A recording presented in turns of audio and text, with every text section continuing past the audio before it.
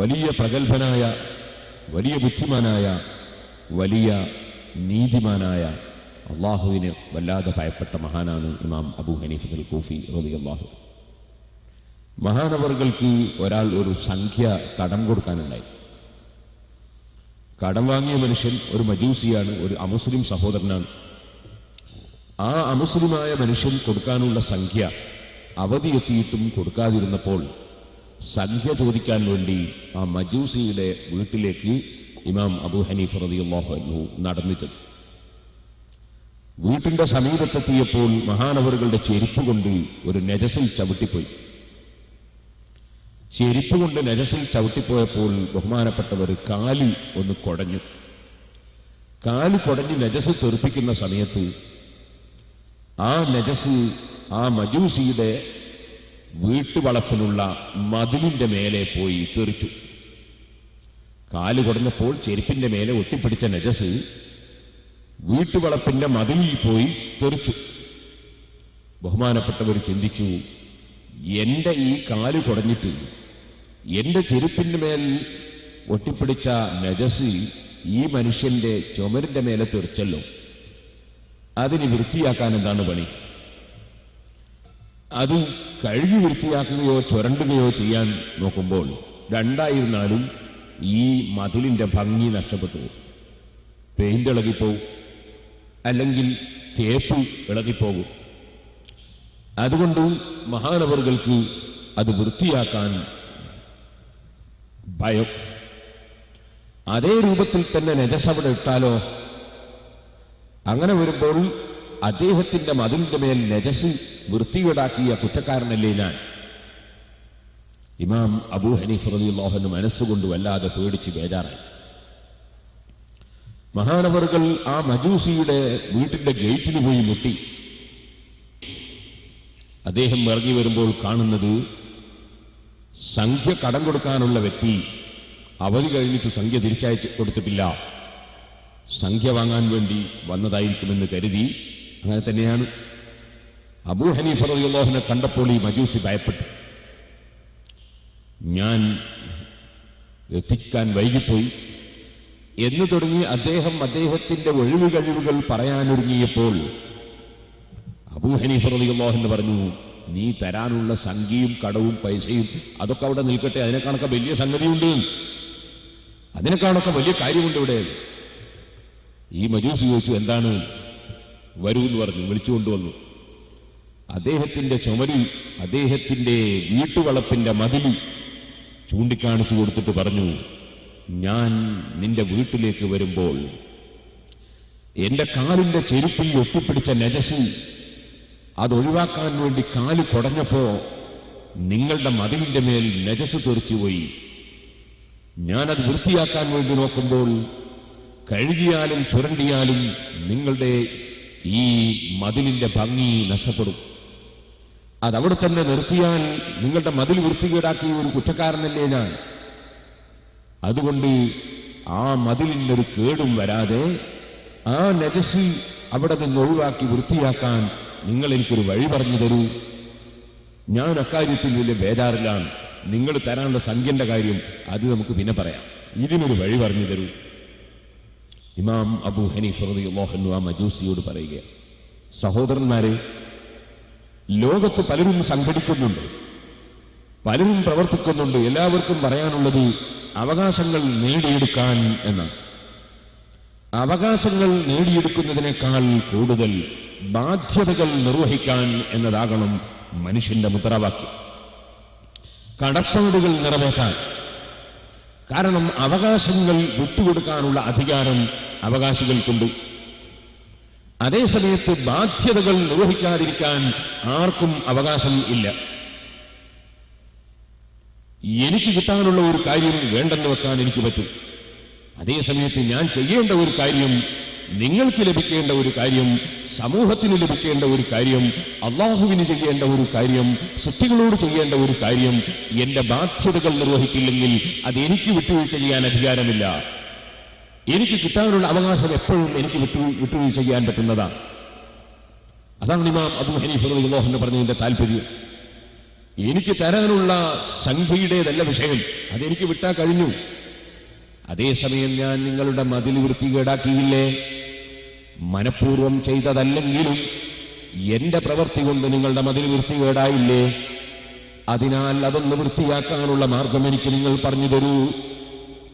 ഇമാം അബൂ ഹനീഫ റളിയല്ലാഹു അൻഹുവിന്റെ ഉന്നതമായ ഈ സ്വഭാവം, പവിത്രമായ ഈ സംസ്കാരം, ചിന്താർഹമായ ഈ ശൈലി അത് കേട്ടപ്പോൾ ഈ മജൂസിയായ മനുഷ്യൻ അവിടെ നിന്ന് പറയുന്നു, ഇമാം അബൂ ഹനീഫ, നിങ്ങൾ എന്റെ മതിൽ വൃത്തിയാക്കുന്ന തിരക്കിലാണല്ലേ? മതിൽ വൃത്തിയാക്കാനുള്ള കാര്യമാണ് ചിന്തിക്കുന്നതല്ലേ? അതിനേക്കാൾ മുമ്പ് വൃത്തിയാകേണ്ടത് എന്റെ മനസ്സല്ലേ? മതിലെന്ന് പറയുന്നത് എന്റെ വീട്ടിലുള്ള സംരക്ഷണമല്ലേ? വീട്ടിന്റെ ചുമരുകൾ വാസ്തവത്തിൽ വീട്ടിൽ താമസിക്കുന്ന എന്റെ സംരക്ഷണത്തിനുള്ളതല്ലേ? എന്റെ ശരീരമാണെങ്കിൽ ആ ശരീരം എന്റെ മനസ്സിന്റെ സംരക്ഷണത്തിനുള്ളതല്ലേ? എന്റെ ആത്മാവിന്റെ സംരക്ഷണത്തിനുള്ളതല്ലേ? ഇത് ചിന്തിക്കുകയാണ് ആ മജൂസിയായ മനുഷ്യൻ.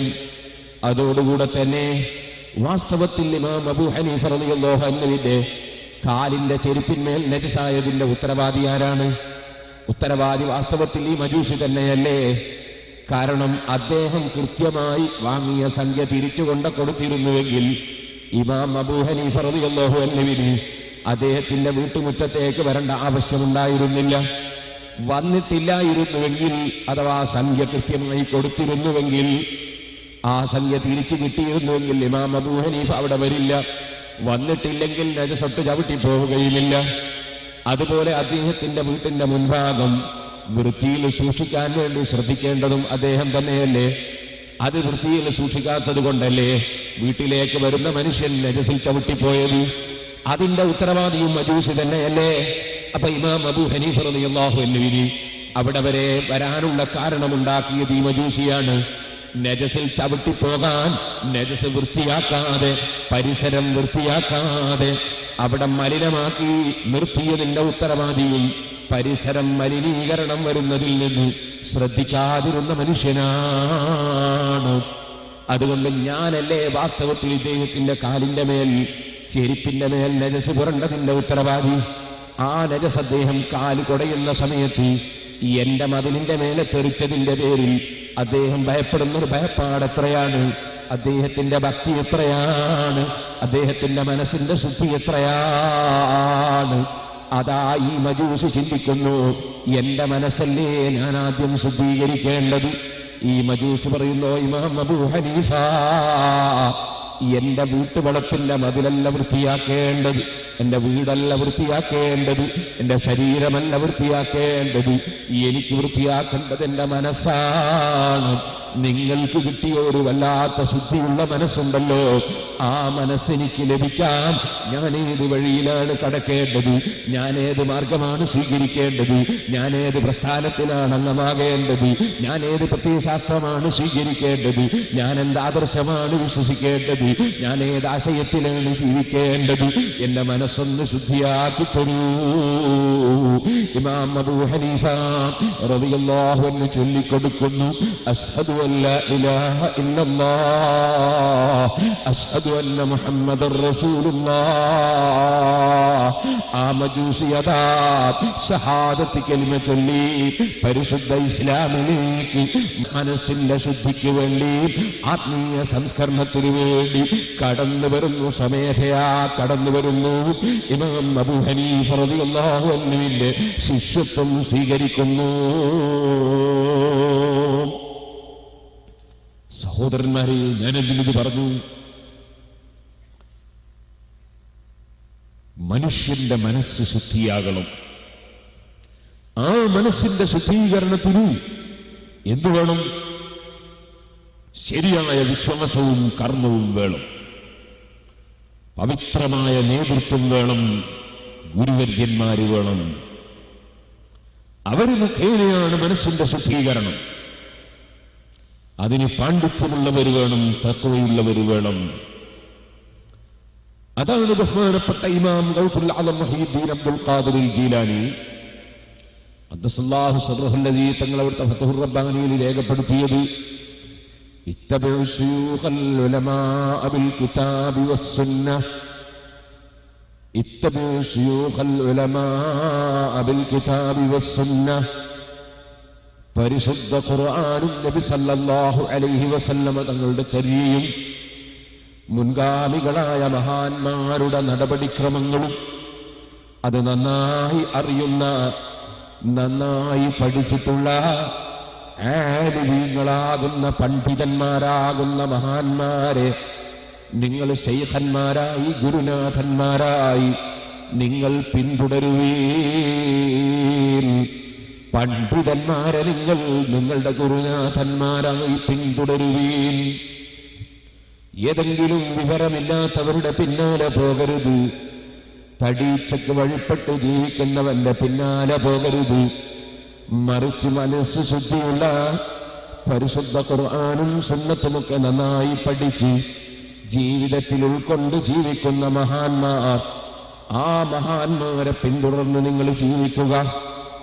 എന്നാൽ ഖദ് അഫ്ലഹ്ത, നീ വിജയം കൈവരിച്ചു മോനെ. സഹോദരന്മാരെ, പൂർവകാലങ്ങളിൽ നീണ്ട ദിവസങ്ങൾ ആത്മീയ ശുദ്ധി ഉണ്ടാകാനുള്ള വഅലുകളുടെ പരമ്പരകൾ തന്നെ നമ്മുടെ നാടുകളിൽ നസീഹത്തിന്റെ പരമ്പരകൾ നടന്നിരുന്നു.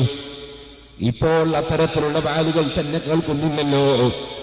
എവിടെ ചെന്നാലും കഥാപ്രസംഗങ്ങളും ഗാനമേളകളും അതുപോലെ കുറെ തമാശയും കാര്യവുമായി അതാ നമ്മുടെ കാലം കഴിയുകയാണല്ലോ. ആത്മീയമായ ചിന്തയിലേക്ക് ക്ഷണിക്കുന്ന സദസ്സുകൾ, ആത്മീയ ജ്ഞാനത്തിലേക്ക് വിളിക്കുന്ന സദസ്സുകൾ വളരെ വിരളമായി പോയില്ലേ സഹോദരന്മാരെ? ഒരു 4-5 ദിവസം എന്ന് പറയുന്നൊരു സദസ്സ് ഈ സ്ഥാപനത്തിന്റെ കീഴിൽ, ഈ മഹല്ലത്തിൽ സംഘടിപ്പിക്കപ്പെടുന്നു എന്ന് കേട്ടപ്പോൾ വലിയ സന്തോഷം തോന്നുകയാണ്. നമ്മുടെ മനസ്സ് ശുദ്ധിയാകണം. ആ മനസ്സിന്റെ ശുദ്ധിക്ക് ഏറ്റവും ഉപരിയായി ആവശ്യമുള്ളത് ലോകത്തിന്റെ മുഴുവനും സൃഷ്ടാവായ അല്ലാഹുവിനുള്ള അചഞ്ചലമായ വിശ്വാസമാണ്. ആ റബ്ബിന്റെ മഹത്തായ അനുഗ്രഹങ്ങളെ കുറിച്ചുള്ള ബോധമാണ്. അല്ലാഹുവിലുള്ള ഭയം, അല്ലാഹുവിലുള്ള പ്രതീക്ഷ, അല്ലാഹുവിലുള്ള വിശ്വാസം, അല്ലാഹുവിലുള്ള മതിപ്പ്, അല്ലാഹുവിൽ നമ്മുടെ മനസ്സിന്റെ അടിത്തട്ടിലുള്ള ആ ആഗ്രഹം, സ്നേഹം, ബഹുമാനം, ഭയം, അത് നമ്മെ ഭരിക്കണം. അത് നമ്മെ ഭരിക്കുമ്പോൾ നമ്മുടെ ജീവിതത്തിന് മുഴുവനും മാറ്റങ്ങൾ വരും. അതാണ് തൗഹീദിന്റെ കലിമത്തിന്റെ പ്രത്യേകത. ലാ ഇലാഹ ഇല്ലല്ലാഹ്, അല്ലാഹുവല്ലാതെ ആരാധനക്കർഹൻ ഇല്ല. ആ അല്ലാഹു അവൻ ഡയറക്റ്റ് നമ്മളിലേക്ക് ബന്ധപ്പെടുകയല്ല, മറിച്ച് അവൻ മഹാന്മാര് മുഖേന നമ്മിലേക്ക് ബന്ധപ്പെടുകയാണ്. അതാണല്ലോ മുഹമ്മദുർ റസൂലുള്ളാഹി സല്ലല്ലാഹു അലൈഹി വസല്ലം എന്ന തൗഹീദിന്റെ മറ്റൊരു കലിമത്ത് പഠിപ്പിക്കുന്നത്. അല്ലാഹ് പറഞ്ഞേച്ച ആളാണ് മുഹമ്മദുർ റസൂലുള്ളാഹി സല്ലല്ലാഹു അലൈഹി വസല്ലം. അല്ലാഹ് ഡയറക്റ്റ് നമ്മളെ മനസ്സിലേക്ക് കാര്യങ്ങളിൽ വിട്ടുതരികയല്ല. അല്ലാഹ് കുറച്ച് ലഘുലേഖ പുറത്തിറക്കുകയല്ല. അല്ലാഹുവിന്റെ മേലെ നമ്മെ ഓരോരുത്തരെയും വിളിച്ച് പറയുകയല്ല. അവൻ ബഹുമാനിച്ചവര് മുഖേന, മധ്യവർത്തി മുഖേന അല്ലാഹുവിനെ കുറിച്ചുള്ള അറിവ് നമുക്ക് ഇങ്ങോട്ട് നൽകുകയാണ്. അതുകൊണ്ട് തന്നെ അല്ലാഹുവിലേക്ക് അങ്ങോട്ട് അടുക്കണമെങ്കിലും മധ്യവർത്തി മുഖേനയല്ലാതെ സാധ്യമല്ല.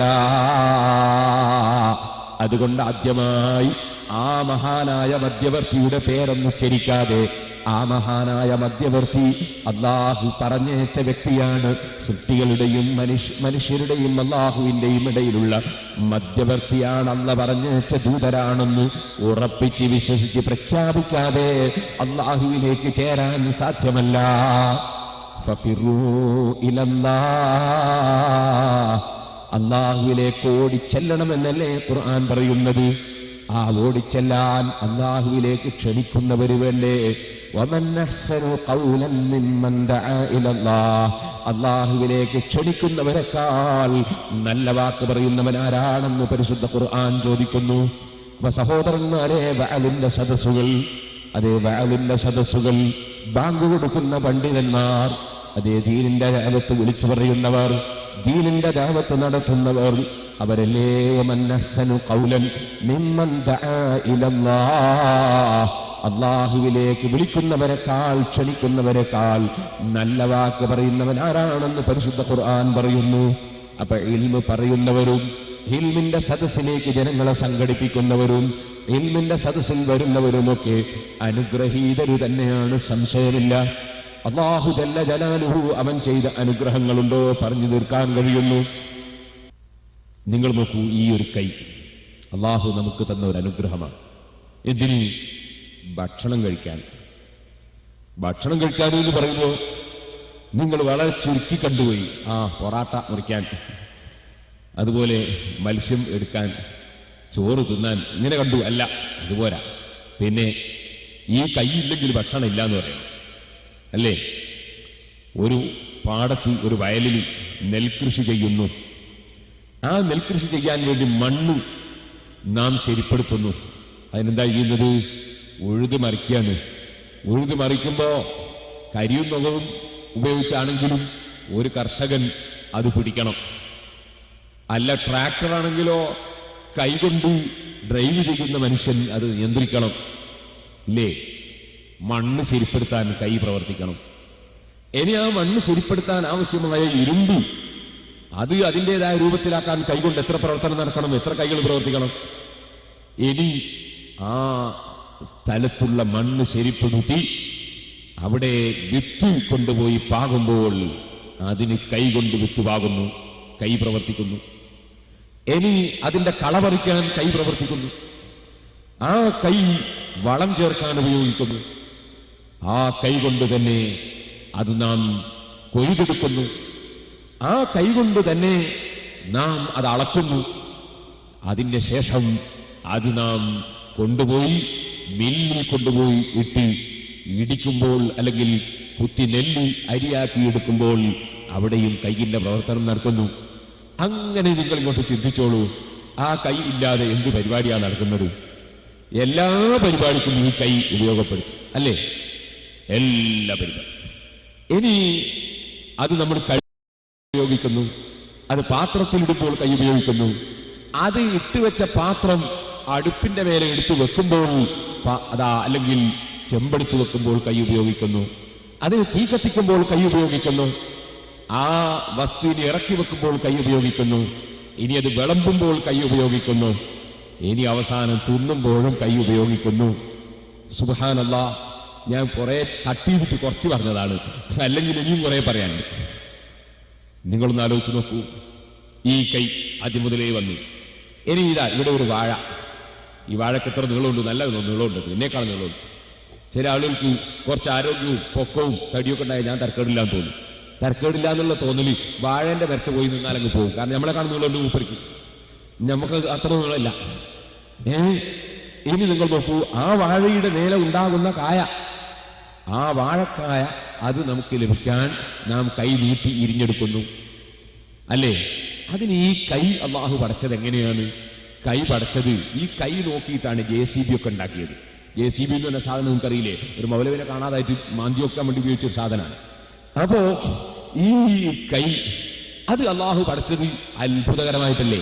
നിങ്ങൾ ശ്രദ്ധിച്ചു നോക്കൂ. നമ്മൾ സമി അല്ലാഹു ലിമൻ ഹമിദ എന്ന് പറയും, താഴ്ത്തിയിട്ടു. അപ്പൊ കൈ ഏകദേശം മുട്ടിന്റെ അടുത്തെത്തി. അപ്പൊ അത്രയും താഴോട്ടെത്തുന്ന ഒരു സാധനമാണ് ഈ കൈ, അല്ലേ? എന്നാൽ അതേ കൈ സമി അല്ലാഹു ലിമൻ ഹമിദ താഴ്ത്തിയിടുമ്പോൾ അതിലിടക്കൊരു മസല പറയട്ടെ. ഞാൻ ഇങ്ങനെ താഴ്ത്തിയിടുമ്പോൾ ചില ആൾക്കാർ കൈ സമി അല്ലാഹു ലിമൻ ഹമിദ എന്ന് താഴ്ത്തിട്ടാൽ ചിലരെ കൈ നിൽക്കൂല. ഈ ക്ലോക്കിന്റെ പെൻഡ് ആടുമ്പോൾ ഇങ്ങനെ ആടിക്കൊണ്ടിരിക്കും. അപ്പൊ നിസ്കാരം ബാത്തുലായി പോകും. അതുകൊണ്ട് എന്ത് വേണം? സമി അല്ലാഹു ലിമൻ ഹമിദ എന്ന് താഴ്ത്തിയാൽ അവിടെ അടക്കി അവിടെ വെച്ചേക്കണം. പിന്നെ അതിങ്ങനെ ആട്ടാൻ പോകരുത് എന്ന് ഞാൻ ഇടക്കെന്ന് പറയാം. എന്റെ വിഷയത്തിലേക്ക് എന്ന് പോകുന്നു. കൈ താഴ്ത്തിയിട്ടാൽ ഏകദേശം മുട്ടിന്റെ അടുത്ത് കൈ, അതേ കൈയൊന്ന് പൊക്കിയാലോ നമുക്ക് വാഴക്കായ ഇരിയാൻ സാധിക്കും, മാങ്ങ പറിക്കാൻ സാധിക്കും, തേങ്ങ പറിക്കാൻ സാധിക്കും. അങ്ങനെ മേലോട്ടുള്ളതൊക്കെ പറിക്കാനും കഴിയും, ചോടയുള്ള കിഴങ്ങ് കളക്കാനും കഴിയും. ആ രൂപത്തിലാണ് അതെന്തേ വേണ്ടത്? അതിന് അല്ലാഹു ചെയ്തത് ഇവിടെ മധ്യത്തിന് ഊരക്ക് അവിടെ ഒരു നല്ല ഒരു സന്ധി കൊടുത്തിട്ടുണ്ട്. നിങ്ങൾക്ക് ആ കിഴങ്ങ് കളക്കണോ? നിങ്ങൾ കുറച്ചൊന്ന് കുനിഞ്ഞിട്ട് നമ്മുടെ ഈ കൈ അങ്ങോട്ട് നീട്ടിയാൽ കിഴങ്ങ് കളക്കാം. നിങ്ങളൊന്ന് നേരെ നിന്നിട്ട് കൈയൊന്ന് പൊക്കിയാൽ വാഴക്ക പറിക്കാം, മാങ്ങ പറിക്കാം, അല്ലേ? കൈ അല്ലാഹു പറിച്ച ശൈലി നോക്കി. നിങ്ങൾ താഴോട്ട് പോകണോ? പോകും. അത് പലതരക്കും പോകും. ശരീരം അടക്കം പോയിട്ടുള്ളൊരു പോകല് വേറെ, ഇത് മാത്രമായിട്ടുള്ളത് ഒന്ന് വേറെ. എല്ലാം നമ്മൾ നോക്കി പഠിച്ചാണ്. ഇത് നിങ്ങൾ കണ്ടില്ലേ, ഇവിടെ ഇങ്ങനെ ചോടെ അതിന്റെ തടിക്കൊരു നീട്ടലുണ്ട്, പിന്നെ ഇത് വേണമെങ്കിൽ നീട്ടാം, അങ്ങനെ രണ്ടായി നീട്ടലുണ്ട്. അതുപോലെ ഓരോന്നിനും ഉണ്ടല്ലോ, അതൊക്കെ ഈ കൈ നോക്കി പഠിച്ചതാ. ഈ കൈ അള്ളാഹു പടച്ചൊരു രൂപം നോക്ക് നിങ്ങൾ. ഇനി നിങ്ങൾ അതേ കയ്യിനെ സംബന്ധിച്ച് ഒന്നുകൂടി ചിന്തിച്ചു നോക്കൂ. കൈ എത്ര കാലമായി നമ്മളുടെ ചിന്തിക്കല്? കൈ കുറെ കാലമായി നമ്മളെ കൂടെ, നമ്മളുടെ ഇത് ആലോചിക്കാറ്. അള്ളാഹുവിന്റെ അനുഗ്രഹങ്ങളെ കുറിച്ച് ചിന്തിച്ചു കൊണ്ടിരിക്കണം. ഇനി ആ കൈ കൊണ്ട് തന്നെ നിങ്ങൾ ഒന്ന് ആലോചിക്കൂ. കൈ ഇവിടെ ഒരു മടക്ക്, ഇവിടെ ഒരു മടക്ക്, പിന്നെ ഇവിടെ ഒരു മടക്ക്, പിന്നെ ഇവിടെ ഒരു മടക്ക്, പിന്നൊരു മടക്ക്, പിന്നൊരു മടക്ക്. എത്ര മടക്കാണ്? നിവർത്തണം, മുഴുവനും നിവർത്താൻ കഴിയും. നിങ്ങൾക്ക് ഒരു ചുമര് അല്ലെങ്കിൽ ഒരു ഗ്ലാസ് തുടക്കണമോ? എന്നാൽ ഈ വിരലുകളൊക്കെ കൂട്ടിപ്പിടിച്ചെന്ന് തുടച്ചാൽ ഇത് 1-ാം നമ്പർ ഫൈബറാണ്, 1-ാം നമ്പർ ചൂലാണ്. അതെ, ഇതുകൊണ്ട് എന്തും തുടച്ച് വൃത്തിയാക്കാൻ കഴിയും. എന്നാൽ ഈ കയ്യിന്റെ വിരൽ ഇങ്ങനെ അങ്ങ് പിടിച്ചാലോ ഇത് 1-ാം നമ്പർ മാന്തിയാണ്, എന്തും മാന്താൻ കഴിയും. ഇനി അതേ കയ്യിന്റെ വിരൽ നിങ്ങൾ പൂട്ടിപ്പിടിച്ചാലോ ഇതൊരു ഇടിക്കാൻ പറ്റുന്ന സാധനമാണ്. ഇതേ കയ്യിന്റെ വിരൽ ഇങ്ങനെയാണെങ്കിലോ അള്ളാഹു വിരലുകൾ വെവ്വേറെയാക്കാതെ ഇങ്ങനെ അങ്ങ് പഠിച്ചു കൊടുക്കുക, ഒരു പലക പോലെ വിരലു. എന്നാ ഒരൊറ്റ മീനും മുള്ളില്ലാണ്ട് തിന്നാൻ കഴിയൂല. കാരണം മുള്ളെടുക്കണമെങ്കിൽ ക്ലിപ്പ് പോലെ പ്രവർത്തിക്കണം. അതിനാണ് ഈ വിരലൊക്കെ വെവ്വേറെയാക്കിയത്. അല്ലെങ്കിൽ നമ്മൾ കടലിന് മീൻ കൊണ്ടുവന്നിട്ട് ചുട്ട് അല്ലെങ്കിൽ പൊരിച്ചു അല്ലെങ്കിൽ എന്താക്കിയാലും സുബ്ഹാനല്ലാഹ് മുറിക്കാൻ തന്നെ ബുദ്ധിമുട്ടാണ്. പോകട്ടെ, അവസാനം അത് കയ്യിൽ മുന്നിൽ കിട്ടിയാൽ തന്നെ ഇങ്ങനെ കോരിയിട്ട് തൊള്ളയിലിട്ടാൽ പിന്നെ ഒരു ദിവസം ഒരു പ്രാവശ്യം മാത്രമേ ഭക്ഷണം കഴിക്കലുണ്ടാവുള്ളൂ, അതോടുകൂടി മതിയാവും. അതുകൊണ്ട് മുള്ളെടുക്കാൻ പറ്റുന്ന രൂപത്തിൽ ക്ലിപ്പ് പ്രവർത്തിക്കുന്നത് പോലെ വിരലുകൾ വെവ്വേറെ, അതും പരസ്പരം തൊടാൻ കഴിയുന്ന വിധത്തിൽ, അകറ്റാൻ കഴിയുന്ന വിധത്തിൽ. അല്ലേ? അതിനൊന്നും പ്രത്യേകം സ്വിച്ചിടൊന്നും വേണ്ട. എന്താണോ വേണ്ടത് ഒക്കെ റെഡിയാണ്. ആ രൂപത്തിലാണ് വിരൽ പഠിച്ചിട്ടുള്ളത്. എന്നാൽ നിങ്ങൾക്ക് കുറച്ച് വെള്ളം കോരിയെടുക്കണമെങ്കിലോ, എന്നാൽ ഇതൊരു സ്പൂണാണ്. ഇങ്ങനെ അങ്ങ് പിടിച്ചാൽ ഒരു സ്പൂണാണ്. വെള്ളം കോരിയെടുക്കാൻ ആ വെള്ളം കുറച്ചൊരു 1/2 ലിറ്റർ ഒന്നായിട്ട് കോരണമെങ്കിലോ 2 സ്പൂൺ ഒന്നാക്കി കൂട്ടിപ്പിടിച്ചാൽ ഒരു വലിയ കയ്യിലാണ്. അത് വലിയ ഒരു കയ്യിലാണ്. ഏകദേശം 1 ലിറ്ററോളം കോരിയെടുക്കാൻ കഴിയും. ഒറ്റ കൈയാകുമ്പോൾ കുറഞ്ഞത് കോരിയെടുക്കാൻ കഴിയും. അപ്പോ നമ്മളെ പഴയകാലത്ത് എൻ്റെ വീട്ടിലൊക്കെ കുഞ്ഞിക്കൈലി, വലിയ കയ്യിൽ നിന്ന് 2 കയ്യിലുണ്ടായിരുന്നു. കുഞ്ഞിക്കൈലി എന്ന് പറയുന്നത് കഞ്ഞി കുടിക്കുന്നതിനാണ്. വലിയ കൈലി എന്ന് പറയുന്നത് ഹൗലും കരണ്ടാകുന്നതാണ്. ഹൗലിൽ കയറുന്ന സമയത്ത് കാല് കഴുകാൻ വെള്ളം മുക്കുന്നതാണ്. ഇങ്ങനെ കോരുമ്പോൾ കുഞ്ഞിക്കൈലാണ്, ഇങ്ങനെ കോരുമ്പോൾ വലിയ കൈലാണ്. ആ രൂപത്തിൽ ചെറുതിനും വലുതിനും പറ്റുന്ന രൂപത്തിലാണ് അള്ളാഹു ചെയ്തിട്ടുള്ളത്. ചെറിയത് കോരാൻ, വായിൽ വെള്ളം കുപ്പിക്കാൻ വേണ്ടി കോരുമ്പോൾ നിങ്ങൾക്കിങ്ങനെ ഒരു കൈ കൊണ്ട് കോരിയാൽ മതി. അല്ല, നിങ്ങളെ കാലിന്റെ മേലെ വെള്ളമൊഴിക്കാൻ വേണ്ടി കോരുമ്പോൾ 2 കൈയും കൂട്ടിയിട്ട് ഇങ്ങനെ കോരിയാൽ മതി.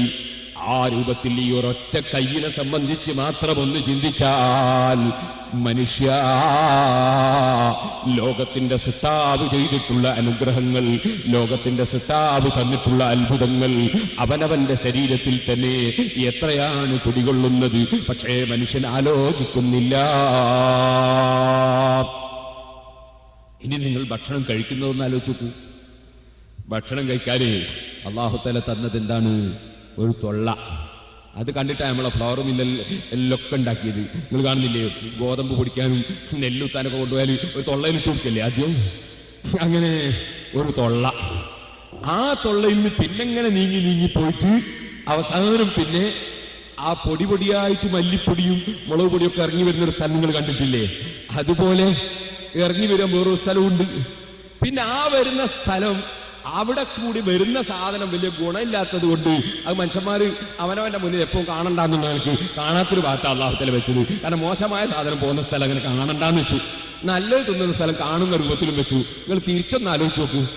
തിന്നുന്നതൊന്നും കാണാത്ത സ്ഥലത്തും അതേ സമയത്ത് വിസർജിക്കുന്നതൊക്കെ മുന്നിൽ കാണുന്ന സ്ഥലത്തുമാണെങ്കിൽ മനുഷ്യൻ പിന്നെ എന്തിനും കൊള്ളൂ. അപ്പോ അല്ലാഹു തആല ഓരോന്നും വെച്ചത് ഈ എത്ര ഹിക്മത്തോടു കൂടിയാണ്. ഇനി നിങ്ങളൊന്ന് നോക്കൂ. ആ തൊള്ളയിലേക്ക് ഒരു വസ്തു ഇട്ട് ഭക്ഷണം കഴിക്കുമ്പോൾ ആ കഴിക്കുന്ന തൊള്ള, അതിൽ അല്ലാഹു ഫിറ്റ് ചെയ്ത കുറച്ച് ഉപകരണങ്ങളുണ്ടല്ലോ. അതാണല്ലോ പല്ല്. അതെങ്ങനെ ഫിറ്റ് ചെയ്യുന്നത്? 2 താടിയല്ല്, അതിൻ്റെ മേലെ ഈ വസ്തു ഫിറ്റ് ചെയ്തിരിക്കുകയാണ്. അതെങ്ങനെ? അത് 3 സൈസാണ്. ഒന്ന്, മുൻഭാഗത്തുള്ള പല്ല്. എന്താണ് അതിന്റെ മൂർച്ച? നാല ഉളി പോലത്തെ പല്ലാണ്. മൂർച്ച ഉണ്ടോ ഇല്ലേ എന്ന് മനസ്സിലാകാൻ നിങ്ങളൊരു കയ്യിന്റെ പേരിൽ സ്വന്തം തന്നെ ഒന്ന് കടിച്ചു നോക്കിയാൽ മതി. എന്നാൽ മൂർച്ച ഉണ്ടോ ഇല്ലേ എന്ന് വേഗം മനസ്സിലാവും. അപ്പോ എന്തൊരു മൂർച്ചയുള്ളതാണ് ആ മുന്നിലെ പല്ല്. ആ പല്ല് എന്തിനുള്ളതാ? അത് കട്ട് ചെയ്യാനുള്ളതാണ്, മുറിക്കാനുള്ളതാണ്. മുറിക്കാനുള്ള പല്ല് മുന്നിൽ തന്നു. അതിന്റെ കാരണം, അല്ലെങ്കിൽ പിന്നെ മുറിക്കുന്ന സാധനം ഉള്ളിൽ കയറ്റിയിട്ട് മുറിക്കേണ്ടി വരും. അപ്പോഴേക്ക് ചുണ്ട് പൊട്ടിയിട്ടുണ്ടാവും. അതുകൊണ്ട് നിങ്ങൾക്ക് ഒരു പഴം, ഒരു നേന്ത്രപ്പഴം അല്ലെ വേറൊരു പഴം മുറിക്കണോ, അത് മുന്നിൽ വെച്ച് തന്നെ മുറിച്ച് ഒരു തല അപ്പുറം ഒരു തല ഇപ്പുറവും വെച്ച് നമുക്ക് ആവശ്യമുള്ളത് റെഡിയിൽ കട്ട് ചെയ്യാൻ സാധിക്കും. ആ രൂപത്തിൽ അപ്പുറം ഇപ്പുറവും പിടിച്ച് മുറിക്കാൻ പറ്റുന്ന രൂപത്തിൽ മുന്നിലുള്ള പല്ല്. അതേ സമയത്ത് അങ്ങനെ മുറിച്ച സാധനവും ചിലപ്പോൾ ചില സാധനം മുറിക്കാൻ കഴിയില്ല, പൊട്ടിക്കേണ്ടതുണ്ടാവും. അങ്ങനെ പൊട്ടിക്കേണ്ട സാധനം ഞങ്ങളുടെ നാട്ടിലൊക്കെ ഉണ്ട്, മണ്ടാന്നൊരു സാധനം. 3 ഓണുണ്ടാവും അതിന്. അത് പഴയ കാലത്തൊക്കെ പുതിയാപ്പിളുടെ സൽക്കാരത്തിനൊക്കെ ഉണ്ടാകുന്ന ഒരു സാധനമാണ് മണ്ട. നിങ്ങളെ വായിക്കണ്ട മണ്ട, മണ്ടാന്ന് തലക്കാൻ തോന്നുന്നുണ്ട് ഇവിടെ പറയാ. എന്തോ ആട്ടെ, ഞാൻ പറഞ്ഞു വരുന്നത് അങ്ങനത്തെ ചില സാധനങ്ങൾ കടിച്ചു പൊട്ടിക്കേണ്ടതുണ്ടല്ലോ. അതിനുള്ള പല്ലെവിടെ വെച്ചത്? സൈഡിലാണ് വെച്ചത്. കടിച്ചു പൊട്ടിക്കാൻ സൈഡിൽ വെച്ചാൽ ഇവിടെ തന്നെ തൊട്ടടുത്ത് തന്നെ. അതുകൊണ്ടാണ് നിങ്ങൾ നോക്കൂ, കുട്ടികളെത്തൊക്കെ ഒരു സാധനം കൊടുത്തു നോക്കി അവരെങ്ങനെ കടിച്ചു പൊട്ടിക്കുന്നതെന്ന് നോക്കിയാൽ നിങ്ങൾ അവരായിരിക്കും പഠിപ്പിച്ചോ കൊടുക്കണ്ട. ഇങ്ങനെ പിടിച്ചിട്ടാ കടിച്ചു പൊട്ടിക്കുക, ഇങ്ങനെ കടിച്ചു പൊട്ടിക്കുക. മുറിക്കുന്ന സാധനം മുന്നിൽ വെച്ച് മുറിക്കലാണ്, ഇതിങ്ങനെ പിടിച്ച് പൊട്ടിക്കലാണ്. അങ്ങനെ ഇവിടെ പൊട്ടിക്കാനുള്ള പല്ല്. അതിൻ്റെ അപ്പുറത്ത് കുറെ പല്ലുണ്ട്, വലിയ ജോറായിട്ട് ഇങ്ങനെ ഇരിക്കുന്ന പല്ല്. അതെന്തിനാ? അത് ഇടിക്കാനും അരക്കാനുമുള്ളതാണ്. ഇടിക്കാനും അരക്കാനുള്ളത്, കട്ട് ചെയ്തതും അതുപോലെ പൊട്ടിച്ചതും ഇടിക്കാനും അരക്കാനുമുള്ള പല്ലുള്ളിൽ. കാരണം കട്ട് ചെയ്തു, ഇടിച്ചു, ഇനി ഉള്ളിലേക്ക് പോകുന്നതിന് പ്രശ്നമില്ല, കഷ്ണം കഷ്ണമായല്ലോ, ഇനി ഉള്ളിൽ പോകുന്നതിന് വിരോധമില്ലല്ലോ. ഇനി ഉള്ളിൽ കൊണ്ടുപോയിട്ട് ഇടിക്കുകയും അരക്കുകയും അതിനുള്ളതാണ് അപ്പുറത്തെ പല്ല്. എന്നാൽ നിങ്ങളൊന്ന് നോക്കൂ, അവിടെ വേറൊരു അത്ഭുതം. പോയോ? വേറെ ഒരു അത്ഭുതം ഞാൻ പറയാം. എന്താണ്? ഇടിക്കുകയും അരക്കുകയൊക്കെ ചെയ്യുമ്പോൾ ഒലക്കയും ഇളകുന്നു, ഇടിക്കുന്ന ഒലക്കയും ഇളകുന്നു, ഉരളും ഇളകുന്നു. ഇടിച്ചാലുണ്ടോ? റെഡിയാകുന്നു. അതുപോലെ അമ്മിയും തിരിയുന്നു, അതുപോലെ തന്നെ കുട്ടിയും തിരിയുന്നു. അരച്ചാലുണ്ടോ? റെഡിയാകുന്നു. അതുകൊണ്ട് എന്ത് വേണം? ഒന്നുകിൽ കുട്ടി തിരിയണം, അമ്മി തിരിയരുത്. അല്ലെ അമ്മി തിരിയണം, കുട്ടി ഇങ്ങനെ നിന്നെടുത്ത് നിൽക്കണം, എന്നാലേ അരച്ചാൽ റെഡിയാവുള്ളൂ അല്ലേ? അതുകൊണ്ട് തന്നെ നിങ്ങൾ നോക്കൂ, 2 താടിയല്ലിന്റെ മേലെയാണ് ഈ പല്ലൊക്കെ ഫിറ്റ് ചെയ്തത്. പക്ഷെ ഒരു താടിയല്ല്, താഴെ താടിയല്ലിന്റെ സ്വഭാവം എന്താണ്? അത് ഏത് ഭാഗത്തേക്കും നീക്കിയാൽ നീങ്ങും. ഒന്ന് നീക്കി നോക്ക്, വലത്തോട്ട് നീക്കി നോക്ക്, നീങ്ങും. ഇടത്തോട്ട് നീക്കി നോക്ക്, ഇടത്തോട്ട് നീങ്ങും. മുന്നോട്ട് നീക്കി നോക്ക്, നീങ്ങും. പിന്നോട്ട് നീക്കുക, നീങ്ങും. അങ്ങനെ ഇടത്തെ താടിയല്ല് അങ്ങോട്ടും ഇങ്ങോട്ടൊക്കെ നീങ്ങുന്ന നിലക്കാണ്. എന്നാൽ നിങ്ങൾ അതിന്റെ നേരെ മേലുള്ള നമ്മളെ മൂക്ക് നിൽക്കുന്ന ഒരു ഭാഗം ഉണ്ടല്ലോ, മേലെ ഭാഗം, ആ താടിയല്ല് നിങ്ങളൊന്ന് ഇളക്കി നോക്കിയാട്ടെ. എളുവോ നോക്കിയാ? അതൊന്ന് ഇളക്കാൻ വേണ്ടി നോക്കി. അതെളവില്ല. തല എളുക എന്നല്ലാതെ മൂപ്പരെളവില്ല. അത് ഫിറ്റ് ചെയ്യുകയാണ്, അതെളവില്ല. താഴെ ഉള്ളത് ഇളകിക്കൊണ്ടിരിക്കും. കാരണം എന്താണ്? 2 ഒന്നായിട്ട് ഇളകിയാലുണ്ടോ പിന്നെ അരക്കല് നടക്കുന്നു. അമ്മിയും കുട്ടി ഒന്നായിട്ട് തിരിഞ്ഞാൽ അരയുന്നു. അപ്പൊ 2-ൽ ഒന്നേ ചെയ്യാൻ പാടുള്ളൂ. സംവിധാനമാണ്. തൊള്ളയും പല്ലും കുറെ കാലമായി നമ്മളുടെ ഇത് ആലോചിച്ചില്ല, എത്ര കാലമായി ഇത് ഉപയോഗിക്കാൻ തുടങ്ങിയിട്ട്. ഞാനിത് പറഞ്ഞു വന്നത് സഹോദരന്മാരെ, അല്ലാഹുവിന്റെ സൃഷ്ടിപ്പ് അത്ഭുതകരമാണ്, ചിന്താർഹമാണ്. അവനവന്റെ ശരീരത്തിൽ തന്നെയുള്ള വിഷയങ്ങൾ വളരെ ചിന്താർഹമാണ്. അത് ചിന്തിക്കാനല്ലേ ഹുജ്ജത്തുൽ ഇസ്ലാം അബൂ ഹാമിദ് അൽ ഗസാലി റഹിമഹുല്ലാഹ് മഹാനവറുകൾ ഇഹ്യാ ഉലൂമുദ്ദീനിൽ പറഞ്ഞത്. ഈ പറഞ്ഞതൊന്നും എന്റെ വകയിലല്ല. ഇമാം ഗസാലി റളിയല്ലാഹു അൻഹു ഇതൊക്കെയും ചൂണ്ടിക്കാണിച്ചിട്ടുണ്ട്. പണ്ഡിതന്മാര് മനുഷ്യരെ ചിന്തിപ്പിക്കുകയാണ്. ലോകത്തിന്റെ സൃഷ്ടാവായ അല്ലാഹു, ആ അല്ലാഹു ജല്ല ജലാലുഹു നമ്മുടെ ശരീരത്തിൽ തന്ന അനുഗ്രഹങ്ങൾ എത്രയാണ്. ഇനി ഞാൻ നിങ്ങളോട് പറയട്ടെ, പടച്ചവന്റെ അനുഗ്രഹങ്ങൾ സൃഷ്ടികൾ ചെയ്യുന്ന ഗുണങ്ങൾ പോലെ അല്ല. സൃഷ്ടികൾ ചെയ്യുന്ന ഏത് ഗുണത്തിന്റെയും പിന്നിൽ അവനവന് ലാഭം കിട്ടുക എന്നൊരു ഉദ്ദേശമുണ്ട്, അവനവന് കാര്യം കിട്ടുക എന്നൊരു ഉദ്ദേശമുണ്ട്. എന്ന് പറഞ്ഞാലോ, ഞാൻ പറയാം, എൻ്റെ മക്കൾക്ക് ഞാൻ ചെലവിന് കൊടുക്കുന്നു, എൻ്റെ ഭാര്യയ്ക്ക് ഞാൻ ഭക്ഷണം കൊടുക്കുന്നു, ഞാൻ എൻ്റെ മക്കളെ പോറ്റി വളർത്തുന്നു, അതുപോലെ എൻ്റെ ബാപ്പ എന്നെയും പോറ്റി വളർത്തിയിട്ടുണ്ട്. പക്ഷേ ഞാൻ എൻ്റെ മക്കളെ പോറ്റി വളർത്തുന്നത് എന്തിനാണ്? എനിക്ക് കാര്യം കിട്ടാനാണ്. എന്ത് കാര്യം? മക്കളെ പോറ്റിയിട്ട് അവസാനം വിറ്റ് കാശാക്കാനല്ല, മറിച്ച് എൻ്റെ മക്കളെ കൊണ്ട് എനിക്ക് ആഖിറത്തിൽ ഉപകാരം ലഭിക്കണം, എൻ്റെ മക്കളെ കൊണ്ട് എനിക്ക് ദുനിയാവിൽ ഉപകാരം ലഭിക്കണം. എനിക്കൊരു ദിവസം അല്പം തലവേദന വന്നാൽ എൻ്റെ മക്കളെ എനിക്കൊരു ചായ തരണം, എനിക്ക് വേണ്ടി വന്നാൽ അവർ ചികിത്സയ്ക്ക് എന്നെ കൂട്ടിക്കൊണ്ടുപോകണം. അതുപോലെ എനിക്ക് ആരോഗ്യം കുറയുമ്പോൾ അവരുടെ സേവനങ്ങൾ ലഭിക്കണം. മരിച്ചാലും മരിച്ചില്ലെങ്കിലും എനിക്ക് വേണ്ടി അവരുടെ പ്രാർത്ഥന ലഭിക്കണം. അവരെനിക്ക് വേണ്ടി മയ്യിത്ത് നിസ്കരിക്കണം, അവരെനിക്ക് വേണ്ടി യാസീനോദണം, അവരെനിക്ക് വേണ്ടി ഖുർആനോദണം. അങ്ങനെ എനിക്ക് ദുനിയാവിലും ആഖിറത്തിലും എൻ്റെ മക്കളെ കൊണ്ട് ഉപകരിക്കണം. ഇതല്ലേ ഞാൻ ഉദ്ദേശിക്കുന്നത്. പരിശുദ്ധ ഖുർആൻ പറഞ്ഞില്ലേ, وقضى ربك ألا تعبدوا إلا إياه وبالوالدين إحسانا إما يبلغن عندك الكبر أحدهما أو كلاهما فلا تقل لهما أف ولا تنهرهما وقل لهما قولا كريما واخفض لهما جناح الذل من الرحمة وقل رب ارحمهما كما ربياني صغيرا. മാതാപിതാക്കളോട് വളരെ നല്ല നിലയ്ക്ക് ലോലമായി ഭയമായി പെരുമാറണം. അവരുടെ മനസ്സിന് വേദനിക്കുന്നൊരു വാചകം പോലും നീ ഉച്ചരിച്ചേക്കരുത്. പ്രായമാകുമ്പോൾ മാതാപിതാക്കൾക്ക് നീ സേവനം ചെയ്യുന്നവനാകണം. അങ്ങനെ മാതാപിതാക്കൾക്ക് സേവനം ചെയ്ത് സ്വർഗം സമ്പാദിക്കണം. ചെറുപ്പക്കാരെ, മാതാപിതാക്കളെ അവഗണിച്ചുകൊണ്ടല്ല. കാരുണ്യം മനസ്സിൽ നിന്ന് നീങ്ങിപ്പോ ഒരു കാലഘട്ടത്തിലാണ് നാം ജീവിക്കുന്നത്. സിറാജുൽ ഹുദയുടെ കീഴിൽ 7 ഇംഗ്ലീഷ് മീഡിയം സ്കൂൾ നടത്തുന്നുണ്ട്. ഞാൻ 8ാമത്തെ ഇപ്പം തറക്കല്ലിട്ടിട്ടുണ്ട്. അപ്പോൾ ഒരു ഇംഗ്ലീഷ് മീഡിയം സ്കൂള് ചെറിയ നഴ്സറി പഠിക്കുന്ന കുട്ടികളെ ചേർക്കുന്ന കൂട്ടത്തിൽ ഒരാൾ വന്നിട്ട് അന്വേഷിക്കാണ്. എന്താ അന്വേഷിക്കുന്നത്? ഞാൻ ഒരു ഉദാഹരണം പറയാൻ, കാരുണ്യം പോയി ഉദാഹരണം പറയാൻ. എന്താ അന്വേഷിക്കുന്ന അറിയോ? നഴ്സറി പഠിക്കുന്ന കുട്ടികൾക്ക് ബോർഡിംഗ് ഉണ്ടോ? സാധേന നഴ്സറി പഠിക്കുന്ന കുട്ടികൾക്ക് ബോർഡിംഗ് ഉണ്ടോ? കാരണം 4 വയസ്സായ കുട്ടികളെ പകല് പുറക്കി ഇരുത്താൻ കഴിയൂല. അതുകൊണ്ട് നഴ്സറി പറഞ്ഞേക്കാം, രാത്രി കൂടി ശല്യം ഒഴിവാക്കിയിട്ട് എന്താണ് പണിയെന്നാണ്. അതിനാണ് നഴ്സറിയിലെ കുട്ടികൾക്ക് ബോർഡിംഗ് ഉണ്ടോ എന്ന് അന്വേഷിക്കാൻ. മക്കളോടുള്ള കാരുണ്യം എടുത്തുപോയൊരു കാലം. അതിന് പകരം മക്കൾ വളരുന്നുണ്ട്. മക്കൾ വളർന്നിട്ട് വലുതായാലെന്താവും? വലുതായ നമ്മളൊക്കെ നമ്മളെ വാപ്പ, എൻ്റെ വാപ്പയൊക്കെ സുഖമില്ലാത്ത സമയത്ത് വാപ്പൻ്റെ കൂടെ തന്നെ കൂടി ആസ്പത്രിയിൽ വീട്ടിലൊക്കെ ഇങ്ങനെ ഇരിക്കലും കുളിപ്പിക്കലൊക്കെ ആയിരുന്നു നമ്മൾ. ഇപ്പം മക്കളിങ്ങനെ വരുന്നുണ്ട്. മക്കൾ നോക്കുന്നത് എവിടെയാണ് വാപ്പാക്ക് സുഖമില്ലാണ്ടാകുമ്പോൾ കൊണ്ടുപോയി ചേർക്കാൻ ഒരു ബോർഡിങ് കിട്ടുക എന്നാ. വൃദ്ധസദനം എന്നാ അതിൻ്റെ പേര്. അതെ, വാപ്പാനെ ചേർക്കാനുള്ള ബോർഡിങ് അത് മക്കളും ഇങ്ങനെ തിരഞ്ഞുകൊണ്ടിരിക്കുകയാണ്. കാരണം മക്കളെ നഴ്സറി കാലത്ത് തന്നെ ബോർഡിങ്ങിലാക്കിയിട്ട് ശല്യം ഒഴിവാക്കാൻ കഴിയുമെന്നല്ലേ മനുഷ്യന്മാർ ആലോചിക്കുന്നത്. തിരിച്ചു ആലോചിച്ചുകൊണ്ടിരിക്കുകയാണ്. ഇപ്പം ഞാൻ പറഞ്ഞു വന്നത്, കാരുണ്യം എടുത്തുപോയൊരു കാലഘട്ടത്തിലാണ് നമ്മുടെ ജീവിതം. എന്നാൽ ഏത് കാരുണ്യം ആരാർക്ക് ചെയ്യുന്നുണ്ടെങ്കിലും ഇങ്ങോട്ട് ഗുണം കിട്ടണമെന്ന് ചിന്തിച്ചുകൊണ്ടല്ലേ ചെയ്യുന്നത്. ബാപ്പ മക്കൾക്ക് ഗുണം ചെയ്യുന്നത് മക്കളെ കൊണ്ട് ഉപകരിക്കണമെന്ന് വിചാരിച്ചിട്ടാണ്. ഒന്നുകിൽ ദുനിയാവിലല്ലെങ്കിൽ ആഖിറത്തിൽ.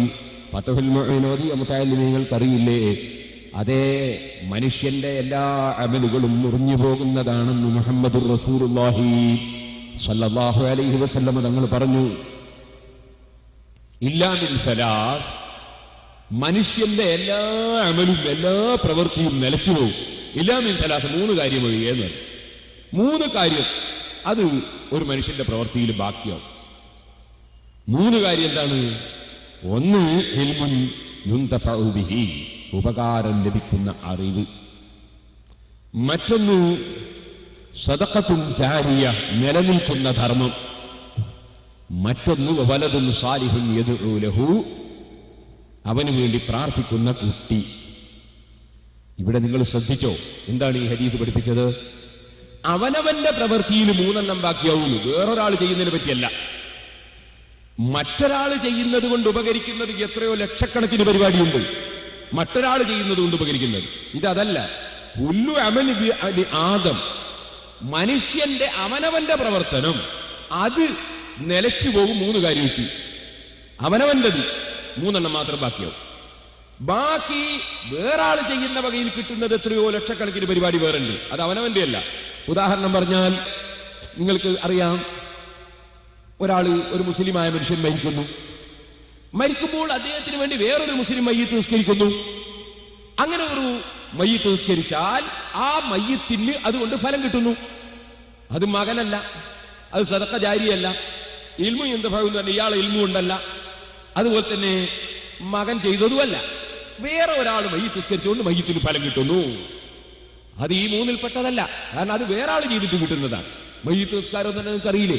മയ്യിത്ത് നിസ്കാരം എന്ന് പറഞ്ഞാൽ മയ്യിത്തിന്റെ പേരിൽ ദിക്ർ ചൊല്ലി സലാത്ത് ചൊല്ലി ഫാത്തിഹ ഖുർആൻ ഓതിയിട്ട് ദുആ എന്നിട്ട് മയ്യിത്തിന്റെ പേരിൽ ജനങ്ങൾക്ക് ഒരു സലാമും കൂടി പറയുന്നതിനാണ് മയ്യിത്ത് നിസ്കാരം എന്ന് പറയുന്നത്. എല്ലാവർക്കും അറിയുന്നതാണ്.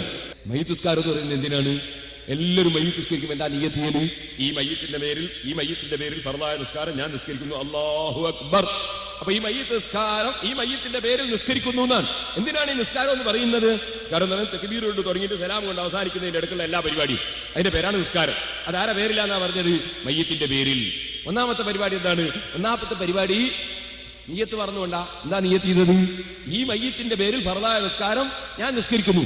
ഈ മയ്യിത്തിന്റെ പേരിൽ ഫർദായ നിസ്കാരത്തിന്റെ കുറച്ച് ഭാഗം ഞാൻ നിസ്കരിക്കുന്നു എന്നല്ല, നിസ്കാരം തീർത്തും മയ്യിത്തിന്റെ പേരിലാണ്. അപ്പൊ എന്താണ് മയ്യിത്ത് നിസ്കാരം? തുടക്കം അല്ലാഹു അക്ബർ. അതെന്താ പരിപാടി? അത് ദിക്റാണ്. ഈ ദിക്ർ ആരുടെ പേരിലാണ്? മയ്യിത്തിന്റെ പേരിലാണ്. നിസ്കാരം മയ്യിത്തിന്റെ പേരിലല്ലേ? അപ്പൊ അല്ലാഹു അക്ബർ എന്ന ദിക്ർ മയ്യിത്തിന്റെ പേരിൽ. അടുത്ത പരിപാടി അൽ ഫാത്തിഹ, സൂറത്തുൽ ഫാത്തിഹ ഓതലാണ്. അൽ ഫാത്തിഹ എന്ന് പറയണ്ട, ഓതിയാ മതി. അത് ആരുടെ പേരിലാണ്? മയ്യിത്തിന്റെ പേരിൽ. നമ്മൾ നിയ്യത്ത് ചെയ്തത് അങ്ങനെയല്ലേ? തീർത്തും മയ്യിത്തിന്റെ പേരിലല്ലേ? അടുത്ത പരിപാടി അല്ലാഹു അക്ബർ, വീണ്ടും ദിക്ർ. വദാകിരീന അല്ലാഹ കസീറൻ വദാകിറാത്ത്, ദിക്ർ കുറെ കൂടുതൽ വേണമെന്നല്ലേ, അതുകൊണ്ട് വീണ്ടും ദിക്ർ. അടുത്ത പരിപാടി മയ്യിത്തിന്റെ പേരിൽ മുഹമ്മദ് നബി സല്ലല്ലാഹു അലൈഹി വസല്ലം തങ്ങളുടെ പേരിൽ സലാത്ത് മരിച്ചാളെ പേരില്ല. ഇങ്ങനെ മരിച്ചാളെ പേരിൽ നബിയുടെ മേൽ സലാത്ത്, അതാണ് മയ്യിത്ത് നിസ്കാരത്തിലുള്ള സലാത്ത്. അടുത്ത പരിപാടി വീണ്ടും അല്ലാഹു അക്ബർ എന്ന ദിക്ർ. അടുത്ത പരിപാടി മയ്യിത്തിന്റെ പേരിലുള്ള ദുആ. അപ്പൊ എന്തായി? ദിക്ർ ചൊല്ലി, ഫാത്തിഹ ഓതി, സലാത്ത് ചൊല്ലി, വീണ്ടും ദിക്ർ ഇങ്ങനെ ചൊല്ലി, വീണ്ടും പിന്നീട് മയ്യിത്തിന് വേണ്ടിയുള്ള ദുആ. അടുത്ത പരിപാടി വീണ്ടും ഒരു ദിക്ർ. അടുത്ത പരിപാടി മയ്യിത്തിന്റെ പേരിൽ എല്ലാവർക്കും ഒരു സലാം. മരിച്ചാളെ പേരിൽ ജീവിച്ചിരിക്കുന്ന സലാം പറയാൻ, അങ്ങനെ മരിച്ചാളെ പേരിൽ എല്ലാവർക്കും ഒരു സലാം നമ്മളെ വകയിൽ. മരിച്ചാളെ പേരിലാണ് അസ്സലാമു അലൈക്കും വറഹ്മത്തുള്ളാഹി വബറകാതുഹു, അസ്സലാമു അലൈക്കും വറഹ്മത്തുള്ളാഹി വബറകാതുഹു. മരിച്ചാളെ പേരിൽ ജീവിച്ചിരിക്കുന്നവർക്ക് സലാം പറയും. ഈ പരിപാടി എന്തൊരു ബന്ധമാണ് ഈമാനുള്ള മനുഷ്യന്റെ മനസ്സും തമ്മിൽ, ഈമാനുള്ളവന്റെ ആത്മാവും തമ്മിൽ. മരിച്ചുപോയ അയാൾക്ക് വേണ്ടി നമ്മൾ സലാം പറയാൻ, അയാളെ പേരിൽ നമ്മൾ സലാം പറയാൻ മറ്റുള്ള ആൾക്കൊക്കെ. കാരണം നമ്മൾ ഒന്നിനെയാണ് മിനിമൽ മൂന്ന് വയസ്സുവ സഹോദരന്മാരാണല്ലോ, എല്ലാവരും ഒന്നിനെയാണ്. അയാളെ പേരിൽ നമ്മൾ പറയാൻ സലാം. ആ രൂപത്തിൽ ഉള്ള ഒരു അമലാണല്ലോ മയ്യിത്ത് നിസ്കാരം. ഈ മയ്യിത്ത് നിസ്കാരം അന്യപുരുഷൻ ചെയ്താൽ ഫലം കിട്ടുമല്ലോ. ആർക്കും തർക്കമുണ്ടോ? സുന്നിക്കുണ്ടോ? സുന്നില്ലാത്തവരുണ്ട്. ആർക്കും കൂടെ തർക്കം? മയ്യിത്ത് നിസ്കരിച്ച ഫലം കിട്ടുമല്ലോ, ആർക്കും തർക്കമുണ്ടോ? ഇമാം മുസ്ലിം റളിയല്ലാഹു അൻഹു റിപ്പോർട്ട് ചെയ്ത ഹദീസിൽ നബി സല്ലല്ലാഹു അലൈഹി വസല്ലം നിങ്ങൾ പറഞ്ഞില്ലേ, 40 ആളുകൾ ഒരു മയ്യിത്തിന് വേണ്ടി നിസ്കരിച്ചാൽ അവരുടെ ശുപാർശ അല്ലാഹു സ്വീകരിക്കാതിരിക്കില്ല. ഒരു റിപ്പോർട്ടിൽ 200 ആളുകൾ എന്നുണ്ട്, ഒരു റിപ്പോർട്ടിൽ 3 സഫുകൾ എന്നുണ്ട്. ഏതായാലും ആള് കൂടുന്നതിനനുസരിച്ച് മയ്യിത്തിന്റെ പേരിൽ നിർവഹിക്കുന്ന ദിക്റിനും സലാത്തിനും ഖുർആനോത്തിനും ദുആക്കും സലാം പറയലിനും ആള് കൂടുന്നതിനനുസരിച്ച് ഫലം കൂടുതലുണ്ട്. ഇരിക്കട്ടെ സഹോദരന്മാരെ, ആ നിലക്ക് മയ്യിത്ത് നിസ്കാരം അത് മകൻ ചെയ്യണമെന്നില്ലല്ലോ, അന്യൻ ചെയ്താലും മതിയല്ലോ. അങ്ങനെ അന്യര് ചെയ്തതുകൊണ്ട് കിട്ടുന്ന ധാരാളം വിഷയങ്ങളുണ്ട്, ലക്ഷക്കണക്കിന് കാര്യങ്ങളുണ്ട് മറ്റുള്ളവർ ചെയ്തതിനാൽ മരിച്ചാൾക്ക് ഫലം കിട്ടുന്നത്. എന്നാൽ ഈ ഹദീസിൽ പറയുന്ന വിഷയം അതല്ല. ഈ ഹദീസിൽ പറയുന്നത് അവനവന്റെ പ്രവർത്തനം, മറ്റൊരാളതല്ല, വേറൊരാൾ ചെയ്തിട്ട് കിട്ടുന്നതല്ല. ഞാൻ ചെയ്ത വകയിൽ എനിക്ക് കിട്ടുന്ന കാര്യം മരിച്ചാലും തുടർന്ന് കിട്ടുന്ന കാര്യം 3 എണ്ണമാണ്. ഞാൻ ചെയ്ത വകയിൽ എനിക്ക് കിട്ടുന്ന കാര്യം മരിച്ചാലും തുടരുന്നത് 3 എണ്ണമാണ്. അതിലൊന്നാണ് സദഖത്തുൻ ജാരിയ. ഞാൻ എൻ്റെ ജീവിതകാലത്ത് നിലനിൽക്കുന്ന ഒരു ധർമ്മം ചെയ്തിട്ടുണ്ടെങ്കിൽ, ഞാനൊരു മദ്രസയുടെ ബിൽഡിംഗ് എടുത്തു കൊടുത്തെങ്കിൽ, ഞാനൊരു പള്ളി നിർമ്മിച്ചെങ്കിൽ, ഞാനൊരു അനാഥ മക്കൾക്ക് വേണ്ടി ഞാനതാ വരുമാനത്തിനൊരു പീടിക വഖഫ് ചെയ്തെങ്കിൽ, അല്ലെങ്കിൽ ഒരു തെങ്ങ് ഞാൻ മദ്രസക്ക് വഖഫാക്കി കൊടുത്തെങ്കിൽ, അങ്ങനെ നിലനിൽക്കുന്ന ധർമ്മം ഞാൻ തന്നെ ചെയ്തതാണ്. പക്ഷേ ഞാൻ മരിച്ചാലും അത് നിലച്ചു പോകുന്നില്ല, അതിന്റെ പ്രതിഫലം എനിക്ക് കിട്ടിക്കൊണ്ടേയിരിക്കുന്നു. അതാണ് സദഖത്തുൻ ജാരിയ എന്ന് പറഞ്ഞത്. ഇൽമുൻ യുന്തഫഉ ബിഹി എന്ന് പറഞ്ഞാലോ, ബഹുമാനപ്പെട്ട സൈനുദ്ദീൻ മഖ്ദൂബ് റളിയല്ലാഹു അൻഹു സഹോദരന്മാരെ വഫാത്തായിട്ട് 100 ആണ്ടുകൾ കഴിഞ്ഞില്ലേ. പക്ഷേ ഫതുഹുൽ മുഈൻ ഹിദായയിൽ വെച്ച് മുതഅല്ലിമീങ്ങൾ ഓതുമ്പോ, മർക്കസിൽ വെച്ച് ഓതുമ്പോ, പള്ളി ദർസുകളിൽ വെച്ച് ഓതുമ്പോ, സിറാജുൽ ഹുദയിൽ വെച്ച് ഓതുമ്പോ, അവർ മസ്അല പഠിക്കുമ്പോ, അവരുടെ ജീവിതത്തിൽ ആ മസ്അല അനുസരിച്ച് അവർ നിസ്കാരം നിർവഹിക്കുമ്പോ, മറ്റുള്ളവരോട് അവർ വഅദ് പറയുമ്പോ, മറ്റുള്ളവരെ പഠിപ്പിക്കുമ്പോ, അങ്ങനെ ഖിയാമത്ത് നാൾ വരെ ഫതുഹുൽ മുഈനിൽ പറഞ്ഞ മസ്അല, ആ മസ്അല പഠിക്കുമ്പോഴും പഠിപ്പിക്കുമ്പോഴും അതനുസരിച്ച് പ്രവർത്തിക്കും പ്രവർത്തിക്കുമ്പോഴും ബഹുമാനപ്പെട്ട സൈനുദ്ദീൻ മഖ്ദൂം റളിയല്ലാഹു അൻഹുവിന്റെ ഖബറിൽ പ്രതിഫലം കിട്ടിക്കൊണ്ടിരിക്കുന്നു. അവർക്ക് ഉസ്താദായ ഇബ്നു ഹജർ ഹൈതമി തങ്ങൾക്ക് പ്രതിഫലം കിട്ടുന്നു. ആ ഫത്ഹുൽ മുഈൻ എനിക്ക് ഓതിത്തന്ന പുല്ലൂക്കര ഉസ്താദിന് ഞാൻ ഓതിക്കൊടുക്കുന്ന സമയത്ത് അതാ പ്രതിഫലം കിട്ടിക്കൊണ്ടിരിക്കുന്നു. ഞാൻ അമൽ ചെയ്യുമ്പോൾ കിട്ടിക്കൊണ്ടിരിക്കുന്നു. ഞാൻ എൻ്റെ കുട്ടികൾക്ക് ഓതിക്കൊടുക്കുമ്പോൾ കിട്ടുന്നു.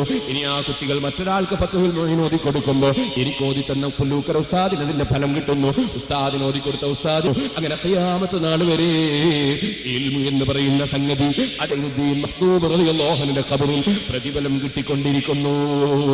അവർക്ക് ഉസ്താദായ ഇബ്നു ഹജർ ഹൈതമി തങ്ങൾക്ക് പ്രതിഫലം കിട്ടുന്നു.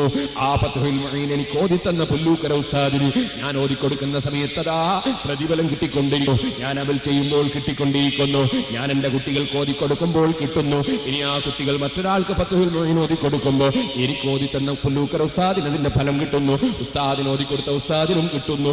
അവരുടെ ഉസ്താദിനും കിട്ടുന്നു. അങ്ങനെ ഖിയാമത്ത് നാൾ വരെ ഇൽമു എന്ന് പറയുന്ന സംഗതി അതിങ്ങനെ തുടർന്ന് പോയിക്കൊണ്ടിരിക്കുമ്പോൾ അവനവന്റെ പ്രവൃത്തി എന്ന നിലക്ക് തന്നെ ജീവിതകാലത്ത് ഇൽമു പ്രചരിപ്പിച്ച വ്യക്തിക്ക് അദ്ദേഹത്തിന്റെ ഇൽമിന്റെ പ്രതിഫലം മരിച്ചതിന് ശേഷവും അദ്ദേഹത്തിന്റെ പ്രവൃത്തി തന്നെ തുടരുകയാണ്. അതിനാൽ പ്രതിഫലം കിട്ടുന്നു. അതാണ് ഇൽമു യുന്തഫഉ എന്ന് പറഞ്ഞത്. ഇൽമു പഠിക്കുന്ന മുതഅല്ലിമീങ്ങളെ, നിങ്ങളെപ്പോലെ ഭാഗ്യവാന്മാര് വേറെ ഇല്ല കേട്ടോ. നിങ്ങളെപ്പോലെ വരുമാനമുള്ളവര് വേറെ ഇല്ല കേട്ടോ. ഞാൻ പറയും, നിങ്ങളെ നക്കാപ്പിച്ചന്റെ വരുമാനമല്ല, നിങ്ങളെ പണത്തിന്റെ വരുമാനമല്ല, അതേ നിങ്ങളുടെ ദിർഹമിന്റെയും ദീനാറിന്റെയും വരുമാനമല്ല. ദിർഹമിന്റെ അവസാനം ഹമ്മാണല്ലോ, അതേ ദീനാറിന്റെ അവസാനം നാറാണല്ലോ.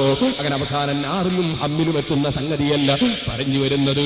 മറിച്ച് മനുഷ്യന്റെ ആഖിറത്തിന് ഉപകരിക്കുന്ന ഇൽമുണ്ടല്ലോ, ആ ഇൽമു പ്രചരിപ്പിക്കുന്ന മനുഷ്യന് ആ പ്രചരണം കഴിഞ്ഞാൽ അതിന്റെ പേരിലും അത് പഠനം നടത്തിയിട്ടും ഇന്ത്യനാൾ വരെ എത്ര ആളുകൾ തുടരുന്നുണ്ടോ പ്രതിഫലം തന്നെ അത് അവനവന്റെ പ്രവൃത്തിയിൽ മരിച്ചാലും ബാക്കിയുള്ളതാണ്. മറ്റൊന്നാണ് പറഞ്ഞതോ വലതുൻ സാലിഹുൻ യദൂലഹു വലതുൻ സാലിഹുൻ, നല്ല സന്താനം. നല്ല സന്താനം അത് അവന്റേതാണ്. കാരണം എന്താണ്? അവൻ ആണല്ലോ സന്താനോൽപാദനം നടത്തിയിട്ടുള്ളത്, അവനാണല്ലോ വിവാഹം കഴിച്ചത്, അവനാണല്ലോ ഈ സന്താനത്തെ ഉൽപ്പാദിപ്പിച്ചത്, അവനാണല്ലോ ഈ സന്താനത്തിന് ചെലവ് കൊടുത്തത്, അവനാണല്ലോ മക്കളെ പോറ്റിയത്, അവനാണല്ലോ ഈ മകനെ ഇവിടെ ഉണ്ടാക്കിയത് എന്ന് പറഞ്ഞാൽ സൃഷ്ടിച്ചു എന്ന അർത്ഥത്തിലല്ല. സൃഷ്ടിപ്പിന് അല്ലാഹുവാണ് സൃഷ്ടിച്ചതെങ്കിലും കാരണമായി പ്രവർത്തിച്ചത് അവനാണല്ലോ. അതുകൊണ്ട് തന്നെ അവന്റെ സന്താനം, അവളുടെ സന്താനം, ആ സന്താനം ഖിയാമത്ത് നാൾ വരെ സന്താന പരമ്പര നീണ്ടിങ്ങനെ പോകുമ്പോ ആ മക്കൾ ചെയ്യുന്ന ഓരോ കർമ്മങ്ങളുടെ പേരിലും ആ മക്കളുടെ പേരിലും ഈ ബാപ്പക്ക് പ്രതിഫലം കിട്ടിക്കൊണ്ടിരിക്കുന്നു, ഉപ്പാപ്പക്ക് പ്രതിഫലം കിട്ടിക്കൊണ്ടിരിക്കുന്നു, ഉമ്മാമക്ക് പ്രതിഫലം കിട്ടിക്കൊണ്ടിരിക്കുന്നു. മക്കളെ കണ്ണം ചുരുക്കാനല്ലേ ചിന്തിക്കേണ്ടത്? അല്ല, ഒരിക്കലും ചുരുക്കാനല്ല ചിന്തിക്കേണ്ടത്. മക്കൾ കൂടുതൽ ഉണ്ടാകാനാണ് ചിന്തിക്കേണ്ടത്. ഉമ്മമാരെ, നിങ്ങൾക്കൊരു 5 മക്കളുണ്ടെങ്കിൽ 5 ആളും നിസ്കരിക്കുമ്പോൾ നിങ്ങൾക്ക് ഖബറിൽ പ്രതിഫലമുണ്ടല്ലോ. ഓ സഹോദരന്മാരെ, കുടുംബാസൂത്രണമല്ല നടത്തേണ്ടത്, ആഖിറമാണ് ചിന്തിക്കുന്നതെങ്കിൽ നബി സല്ലല്ലാഹു അലൈഹി വസല്ലം തങ്ങളുടെ ഉമ്മത്തുകളുടെ വർദ്ധനവിന് വേണ്ടി ഈ സന്താനോൽപാദനം നടത്തുകയാണ് വേണ്ടത്. പെട്ടെന്ന് തന്നെ അതങ്ങ് മുറിച്ചു കളയുകയല്ല വേണ്ടത്. ആ കുട്ടികൾ എത്ര നിലനിൽക്കുന്നുണ്ടോ അവരെ നോമ്പെടുക്കുന്ന സമയത്ത് നിനക്ക് പ്രതിഫലമുണ്ടല്ലോ, അവരെ നിസ്കരിക്കുമ്പോൾ നിനക്ക് പ്രതിഫലമുണ്ടല്ലോ, നിന്റെ മക്കൾ ചെയ്യുന്ന സൽക്കർമ്മങ്ങൾക്കൊക്കെയും ബാപ്പക്ക് പ്രതിഫലമുണ്ടല്ലോ. കാരണം ബാപ്പയാണല്ലോ ഇതിന്റെ കാരണക്കാരൻ. അതിനാൽ അവനവന്റെ പ്രവൃത്തിയിൽപ്പെട്ടതാണ് മക്കളുടെ പ്രവൃത്തി. പക്ഷേ സാലിഹായ മക്കൾക്കൊരു ചെറിയ അടയാളം നബി സല്ലല്ലാഹു അലൈഹി വസല്ലം പറയുന്നു, സാലിഹായ മക്കളുടെ അടയാളമാണ് യദൂലഹു. സാലിഹായ മകനാണോ, സാലിഹായ സന്താനമാണോ, യദൂലഹു, ബാപ്പക്ക് ദുആ നടത്തുന്നു. ബാപ്പക്ക് ദുആ മാത്രമേ കിട്ടൂന്നല്ല, സാലിഹായ മകനാണോ അവന്റെ ഒരു വിശേഷണമാണ്, അവന്റെ ഒരു പ്രത്യേകതയാണ്, സാലിഹായ മകന്റെ ലക്ഷണമാണ് യദൂലഹു. ബാപ്പക്ക് ദുആർക്കും, ബാപ്പക്ക് ദുആ ചെയ്യും, ആ ദുആ കൊണ്ടും ഫലം കിട്ടും. അല്ലാതെയും മക്കളുണ്ടായാൽ ഫലം കിട്ടും, സാലിഹായ മക്കളുണ്ടായാൽ ഫലം കിട്ടും. ഇരിക്കട്ടെ, ഞാൻ പറഞ്ഞു വന്നത് അപ്പൊ മക്കൾ ഉണ്ടാകണം എന്ന് ചിന്തിക്കുന്നതും മക്കൾക്ക് ഗുണം ചെയ്യുന്നതൊക്കെ നമുക്ക് ഗുണം കിട്ടാനാണ്. എന്റെ മക്കൾക്ക് ഞാൻ ഗുണം ചെയ്യുന്നത് എനിക്ക് ഗുണം കിട്ടാൻ, എന്റെ ബാപ്പക്ക് എന്നെ കൊണ്ട് ഗുണം കിട്ടണം. അല്ലാഹു നമ്മുടെ ബാപ്പമാര് മരിച്ചുപോയവരുടെ ഖബറിനെ സന്തോഷത്തിലാക്കട്ടെ. ജീവിച്ചിരിക്കുന്ന ബാപ്പമാരുള്ളവർ അവരുടെ പിതാക്കൾക്ക് അല്ലാഹു ദീർഘായുസ്സും ആഫിയത്തും നൽകട്ടെ. നമ്മുടെ മാതാപിതാക്കൾക്കും നമുക്കും അല്ലാഹു പുറത്തു തരട്ടെ. സഹോദരന്മാരെ, അപ്പൊ ഏതൊരു മനുഷ്യരും മറ്റൊരാൾക്ക് ഗുണം ചെയ്യുമ്പോൾ ആ വകയിൽ എനിക്ക് ഇങ്ങോട്ട് ഫലം കിട്ടണം എന്ന ചിന്ത ഉണ്ടാവും. ഞാനിപ്പോ നിങ്ങളോട് വയത് പറയുന്നു, അതുകൊണ്ട് എന്റെ ഉദ്ദേശം എന്താണ്? എനിക്ക് വർഷങ്ങളുടെ അടുത്ത് കൂലി കിട്ടണം, അള്ളാഹിന്റെ അടുക്കൽ എനിക്ക് പ്രതിഫലം കിട്ടണം. നിങ്ങളുടെ ഉദ്ദേശം എന്താണ്? പേരോടത്ര മുസ്ലിയാറാന്നാകല അല്ല. പിന്നെ നിങ്ങൾക്ക് ഈ സദസ്സിൽ പങ്കെടുത്ത ബർക്കത്ത് കിട്ടണം, വിവരമുള്ളവർക്ക് ബർക്കത്ത് കിട്ടണം. ഇനി ഏതെങ്കിലും വിഷയം അറിയാൻ കഴിഞ്ഞെങ്കിൽ അത് പഠിക്കാം, അറിയാം. നിങ്ങളെ ഗുണമാണ് നിങ്ങൾ ഉദ്ദേശിക്കുന്നത്, എൻ്റെ ഗുണമാണ് ഞാൻ ഉദ്ദേശിക്കുന്നത്. അല്ല, നിങ്ങളെ ഗുണമല്ല ഞാൻ ഉദ്ദേശിക്കുന്നത്, എൻ്റെ ഗുണം തന്നെയാണ്. എനിക്ക് ഗുണം കിട്ടുമ്പോൾ നിങ്ങൾക്ക് കിട്ടിക്കോട്ടെ, അതിനെനിക്ക് മുടക്കമൊന്നുമില്ല. അതുപോലെ നിങ്ങൾക്ക് ഗുണം കിട്ടുമ്പോൾ മുസ്ലിയാർക്കും കിട്ടിക്കോട്ടെ, നിങ്ങൾക്കും മുടക്കമൊന്നുമില്ല എന്നല്ലാതെ അവനവന്റെ ഉദ്ദേശം അവനവന്റെ ഗുണമല്ലേ. എന്നാൽ ഇവിടെയാണ് നിങ്ങൾ സിത്താബിന്റെ അനുഗ്രഹങ്ങളും സൃഷ്ടിയുടെ അനുഗ്രഹങ്ങളും തമ്മിലുള്ള വ്യത്യാസം കാണുന്നത്. അല്ലാഹുവിന്റെ അനുഗ്രഹം അങ്ങനെയല്ല. സൃഷ്ടികളുടെ ഏത് സൃഷ്ടി എന്ത് കാരുണ്യം ചെയ്താലും അതിന്റെ പേരിൽ ആ സൃഷ്ടിക്ക് അദ്ദേഹത്തിനൊരു ഗുണം കിട്ടുക, ഫലം കിട്ടുക എന്ന ലക്ഷ്യമുണ്ട്. അല്ലാഹുവിന് അങ്ങനെയില്ല. കാരണം നമുക്ക് എന്ത് ഗുണം ചെയ്ത വകയിലും പടച്ചവന് ഒരു ഗുണവും അങ്ങോട്ട് കിട്ടാനില്ല, പടച്ചവനൊരു ഫലവും കിട്ടാനില്ല, പടച്ചവന് നമ്മളെ കൊണ്ടൊരാവശ്യവും ഇല്ല, നമ്മുടെ അമല് കൊണ്ടും അല്ലാഹുവിന് ആവശ്യമില്ല. വനിയുൻ അനിൽ ആലമീൻ, സർവ്വലോകത്തിൽ നിന്നും ഐശ്വര്യമുള്ളവരാണ് അല്ലാഹു തആല. അല്ലാഹുവിന് പേരോടിന്റെ ആവശ്യമില്ല, അല്ലാഹുവിന് ഒരാളെ ആവശ്യവുമില്ല. എന്റെ നിസ്കാരം അവൻ ആവശ്യമില്ല, എന്റെ നോമ്പ് അവൻ ആവശ്യമില്ല. ഈ അടുത്ത് കോഴിക്കോട്ട് ഒരു എക്സിബിഷൻ നടന്നു. എക്സിബിഷനിൽ കുറച്ച് ആളുകൾ കുറച്ച് അരി കൊണ്ടുവന്ന് വെച്ചിരിക്കുന്നു. അതിൽ രസമുള്ള പരിപാടിയാണ്. എന്താ രസം എന്ന് വെച്ചാൽ, ഒറിജിനൽ ഖബർ സിയാറത്ത് ചെയ്യാൻ വേണ്ടി വാഹനത്തിൽ വന്നതിൽ ശിർക്കാണ് എന്ന് പഠിപ്പിക്കുന്ന ആളുകൾ സാലുവേഷന്റെ ഉള്ളിൽ ഒരു ഡ്യൂപ്ലിക്കേറ്റ് ഖബർ ഉണ്ടാക്കിച്ചിരിക്കുന്നു. എന്നിട്ട് അത് സന്ദർശിക്കാൻ എല്ലാവരെയും വിളിക്കുകയും നോട്ടീസ് അടിച്ചിട്ട് ഞാൻ പറഞ്ഞു മനസ്സിലായി. നോക്ക്, ഒറിജിനൽ ഖബർ സിയാറത്ത് ചെയ്യാൻ വേണ്ടിയിട്ട് വണ്ടി കയറി പോകാൻ പാടില്ല എന്നാ. ഖബർ സിയാറത്ത് സുന്നത്തല്ലേ? സുന്നത്താണ്. പക്ഷെ ഖബർ സിയാറത്തിന് വേണ്ടി യാത്ര ചെയ്യാൻ പാടില്ല എന്നാ. പിന്നെ എങ്ങനെ സിയാറത്ത് ചെയ്യാ? ഖബർ ഇങ്ങോട്ട് വന്നാല് അങ്ങനല്ലേ? നിങ്ങൾ കേട്ടിട്ടില്ലേ, മുജാഹിദുകളുടെ അൽമനാറിൽ എഴുതി 1981 ഒക്ടോബറിൽ അൽമനാറിൽ മുഹമ്മദ് നബിയുടെ ഖബർ സന്ദർശനം ലക്ഷ്യം വെച്ച് യാത്ര ചെയ്യുന്നതും തന്മൂലം എന്തെങ്കിലും പുണ്യം കിട്ടുന്നുമെന്നുള്ള ധാരണയോടെ അത് സന്ദർശിക്കുന്നതും ശരിയല്ല. അതിന്റെ ശരിയായ ഉദ്ധരണിയാണ് ഞാൻ വായിച്ചത്. അപ്പോ നബി സല്ലല്ലാഹു അലൈഹി വസല്ലം ഖബർ പോലും സിയാറത്ത് ചെയ്യാൻ വേണ്ടി യാത്ര ചെയ്യാൻ പാടില്ല. എന്നിട്ട് സാലുവേഷനിൽ ഉണ്ടാക്കി വെച്ചത് എന്താണ്? ഒരു ഖബറിന്റെ കോലോ, ഡ്യൂപ്ലിക്കേറ്റ് ഖബർ. അപ്പൊ ഞാൻ ചോദിക്കുന്നത്, ഡ്യൂപ്ലിക്കേറ്റ് ഖബർ സിയാറത്ത് ചെയ്യാൻ വേണ്ടി യാത്ര ചെയ്യാന്ന് ഏത് ഹദീസിലുള്ളത്? ഡ്യൂപ്ലിക്കേറ്റ് ഖബർ സിയാറത്ത് ചെയ്യാൻ വേണ്ടി യാത്ര ചെയ്യാൻ ഏത് ഖുർആനിലുള്ളത്? ഒറിജിനൽ സിയാറത്ത് ചെയ്യാൻ പാടില്ല, സിയാറത്തിന് വേണ്ടി യാത്ര ചെയ്യാൻ പാടില്ല നിങ്ങൾ പറയും.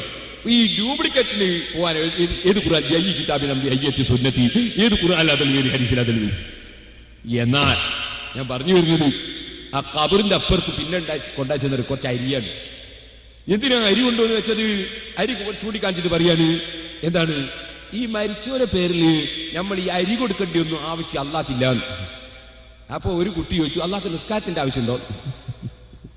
അള്ളാഹ്ക്ക് നിസ്കാരത്തിന്റെ ആവശ്യമുണ്ടോ എന്ന് ചോദിച്ചു. അവനാദ്യം നിങ്ങൾ ഓഫീസിൽ പോയി ചോദിക്കണം, നമുക്ക് അത്രയും അറിവുള്ളൂ. സുബ്ഹാന ജല്ല ജലാലു. എന്നാ അള്ളാഹ്ക്ക് ഫിത്ർ സക്കാത്തിന്റെ അരി ആവശ്യമുണ്ടോ? മരിച്ചവരുടെ പേരിൽ കൊടുക്കുന്ന അരി അവിടെ കിടക്കട്ടെ, ഫിത്ർ സക്കാത്തിന്റെ അരി കൊടുക്കുന്നില്ലേ പെരുന്നാളിന്? അതിന്റെ ആവശ്യം അള്ളാഹ്ക്കുണ്ടോ? അള്ളാഹ്ക്ക് ആവശ്യം ഉണ്ടായിട്ട് അവർ പണിയെടുക്കുന്നത്. നമ്മള് അള്ളാഹുവും അവന്റെ ഹബീബായ മുഹമ്മദ് റസൂലുള്ളാഹി സല്ലല്ലാഹു അലൈഹി വസല്ലം കൽപ്പിച്ച കാര്യം ചെയ്യല്ലേ? കൽപ്പിച്ചതാണ് ഇത്. ഫിത്ർ സക്കാത്തിന്റെ അരി ധർമ്മം ചെയ്യണം, അതുപോലെ മരിച്ചവരുടെ പേരിൽ ധർമ്മം ചെയ്യണം. അത് നബി സല്ലല്ലാഹു അലൈഹി വസല്ലം സഹാബത്തും പഠിപ്പിച്ചതാണ്. ഖദീജ ബീബി റളിയല്ലാഹു അൻഹയുടെ പേരിൽ നബി സല്ലല്ലാഹു അലൈഹി വസല്ലം തങ്ങൾ ആട്ടിന്റെ മാംസം വിതരണം ചെയ്തു, ബിസ്മി ചൊല്ലി അർത്ഥത്തിന്റെ ശേഷം. നമ്മളും അങ്ങനല്ലേ ചെയ്യല്? മുഹീദ്ദീൻ ശൈഖിന്റെ പേരിൽ ആട്ടിന്റെ ഇറച്ചി വിതരണം ചെയ്യും, ബിസ്മി ചൊല്ലി അർത്ഥത്തിന്റെ ശേഷം, അല്ലേ? അങ്ങനല്ലേ അവർ ചെയ്തത്? നബി സല്ലല്ലാഹു അലൈഹി വസല്ലം ചെയ്തു. ബുഖാരിയിലില്ലേ അത്? മുസ്ലിമിലില്ലേ അത്? അപ്പോ അതെന്താണ്? അതിന്റെ നബി സല്ലല്ലാഹു അലൈഹി വസല്ലം ആട്ടിനെ തന്നെ അങ്ങ് കൊടുത്തുകൂടായിരുന്നോ നബിക്ക്? അതിനെ അർത്ഥിട്ട് വിതരണം ചെയ്തത് ഖുർആൻ അങ്ങനല്ലേ ബുഖാരിയിലുള്ളത്?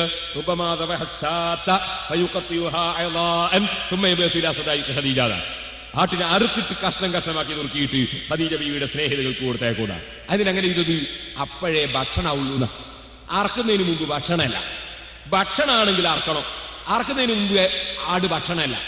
അതുകൊണ്ട് നിങ്ങൾ നോക്ക്, ഒരു ജീവനുള്ള ആട്ടിന്റെ പുറത്തുനിന്ന് നിങ്ങൾ 1 കിലോ ഇറച്ചി മൂർച്ചിങ്ങെടുത്തിട്ട് തിന്നാൻ പറ്റുമോ? തിന്നാൻ പറ്റില്ല, അത് തിന്നാൻ പറ്റൂല, നജസാന്നാ പറയാ. എന്തേ? അത് അറുത്താലേ ഭക്ഷണമാവുള്ളൂ. അറുത്തിട്ട് നുറുക്കി കൊടുക്കുക, ഇന്നാലേ ഭക്ഷണമാവുള്ളൂ. ഭക്ഷണം കൊടുക്കുന്നതിന് ഒരു പ്രത്യേകത ഉണ്ട്. അതുകൊണ്ടാ ഭക്ഷണം കൊടുക്കല് മറ്റുള്ളത് കൊടുക്കും പോലെയല്ല. അതെല്ലാവർക്കും അറിയുന്ന ഒരു കാര്യമല്ലേ. അതുകൊണ്ടല്ലേ ഭക്ഷണം കൊടുക്കണ്ട എന്ന് പറയുന്നവരും അവന്റെ മകന്റെ കല്യാണത്തിന്, മകളെ കല്യാണത്തിന് വീട്ടിൽ പുതിയ വീടുണ്ടാക്കി താമസിക്കുമ്പോ അന്ന് ബിരിയാണി വെച്ച് കൊടുക്കാണ്. അപ്പോ ഒരാള് ഈ ബിരിയാണി വെച്ച് കൊടുക്കുന്നതിനേക്കാൾ ജനങ്ങൾക്ക് ഉപകരിക്കുക നമ്മൾ ക്യാഷ് കൊടുത്താലാ. കാരണം ചിലർക്ക് ബിരിയാണി പറ്റാത്തവരുണ്ടാവും. അതുപോലെ വേറെ ചില ആളുകൾക്ക് മരുന്ന് വാങ്ങേണ്ടവരുണ്ടാവും, അവർക്ക് ഭക്ഷണം തീരെ അയച്ചുകൂടാത്തവരാണ്. അങ്ങനത്തെ കാലം അപ്പൊ അവർക്ക് കൂടി ഉപയോഗിക്കുക ക്യാഷ് കൊടുത്താലാണ് എന്ന് പറഞ്ഞാൽ ഏതെങ്കിലും ഒരു പുത്തൻവാദിന്റെ വീട്ടിൽ മകന്റെ കല്യാണത്തിന് എല്ലാവരെയും വിളിച്ചോണ്ട് അത് 100 രൂപ കവർ എല്ലാവർക്കും, ബിരിയാണി ഒന്നുമില്ല. അങ്ങനെ വല്ല പുത്തൻവാദിയും പരിപാടി നടത്തുന്നുണ്ടോ? ന്യായം ചിലപ്പോൾ ഇവർ പറയാ നബിദിനത്തിൽ നിന്ന് ഭക്ഷണം കൊടുക്കുന്നതിനേക്കാൾ നല്ലത് അങ്ങനെയാണ് ക്യാഷ് കൊടുക്കലല്ലേ, അല്ലെങ്കിൽ മരിച്ച വീട്ടിൽ നിന്ന് പൈസ കൊടുക്കുന്നതല്ലേ നല്ലത് എന്നൊക്കെ ചോദിക്കും. നമ്മൾ ചോദിക്കുന്നത് മാന്റെ കല്യാണത്തിനും അങ്ങനെ ആയിക്കൂടെ എല്ലാവർക്കും? അതാ എല്ലാ മുജാഹിദികളും കൂട്ടിക്കൊണ്ടു 50 രൂപ എല്ലാ മുജാഹിദികളും എല്ലാ മൗലന്മാർക്കും 50 രൂപ വേണ്ട. കഞ്ഞി വേണ്ട ഒരു കഞ്ഞി ഉച്ചോളി, 10 രൂപ കൊണ്ട് 10 രൂപ, പൊറാട്ട വേണ്ട ഒരു പൊറാട്ട വേണ്ട ചെയ്തോളി. ഇപ്പൊ അങ്ങനത്തെ ഒരു കാലമാണല്ലോ. മുമ്പൊക്കെ ഭക്ഷണം ഉണ്ടാക്കിയിട്ട് ആൾക്കാരൊക്കെ വിളിച്ചിരുത്തിയിട്ട് മുന്നിൽ കൊണ്ടുപോയി വിളമ്പി കൊടുക്കലാണ്. ഇപ്പൊ അതെല്ലാം പോയി ഒരു സ്ഥലത്ത്, അതിന് പേര് എന്താണ്, ബഫാന്നാ പറയാം. എന്നിട്ട് ഒരു സ്ഥലത്ത് വേണ്ടവർക്ക് പോയിട്ട് വേണ്ട പോലെ എടുത്ത് തിന്നോളിനാണ്. അതിനേക്കാണ് സുഖമാണ് പൈസ കൊടുക്കുന്നത് എന്റെ അഭിപ്രായം. ഞാൻ വേണ്ട വാങ്ങി തിന്നാലോ അങ്ങാടിയിൽ. സ്വാതന്ത്ര്യം കൂടുതലല്ലേ നല്ലത്? അത് നിന്ന് തിന്നണ്ടിട്ടുണ്ടാക്കിയതാണ് പരിപാടി, നിന്ന് തിന്നാൻ വേണ്ടി. ഒക്കെ യൂറോപ്യന്മാരെയാണല്ലോ നമ്മളിപ്പോ പിന്തുണച്ചുകൊണ്ടിരിക്കുന്നത്. ആ ഭാഗത്തേക്കൊന്നും ഇപ്പൊ ഞാൻ കടന്നു സംസാരിക്കുന്നു. ഇപ്പൊ ഞാൻ പറഞ്ഞു വരുന്നത്, എന്റെ മാന്യ മുസ്ലിം സഹോദരന്മാരെ, നിങ്ങൾ ചിന്തിക്കണം. അല്ലാഹു ജല്ല ജലാലുഹു ചെയ്യുന്ന അനുഗ്രഹം, ആ അനുഗ്രഹം അവൻ അങ്ങോട്ടൊരു ഗുണം കിട്ടാനല്ല, അങ്ങോട്ടൊരു ഫലം കിട്ടാനല്ല, മറിച്ച് നമുക്ക് കാരുണ്യം ചെയ്യുക എന്ന ഒറ്റ ലക്ഷ്യമാണ്. സൃഷ്ടികൾക്ക് കാരുണ്യം ചെയ്യുക എന്ന ഒറ്റ ലക്ഷ്യമാണ്.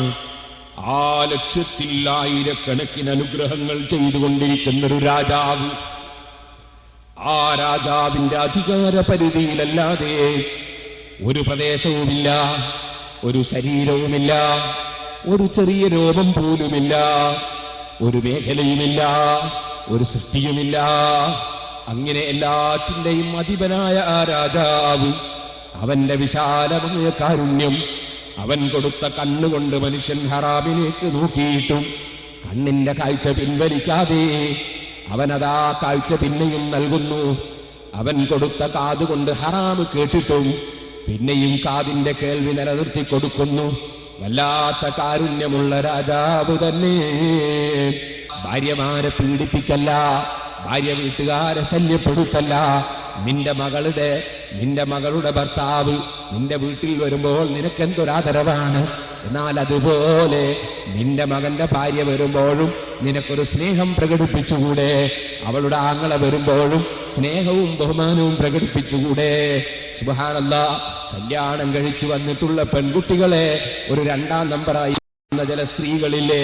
നിങ്ങൾ ഈ കോഴിക്കോട് ഭാഗത്ത് അത്ര സ്ത്രീകളില്ലാത്തതുകൊണ്ട് ഞാൻ പറയുന്നില്ല. മകന്റെ ഭാര്യമാരെ അവഗണിക്കുന്നവരില്ലേ, പീഡിപ്പിക്കുന്നവരില്ലേ? എപ്പോ നോക്കിയാലും അതാ ഈ പെൺകുട്ടിയെ എന്തെങ്കിലും പറഞ്ഞ് ശല്യപ്പെടുത്തുന്നവരില്ലേ? പൊന്നിന് വില കൂടിയപ്പോ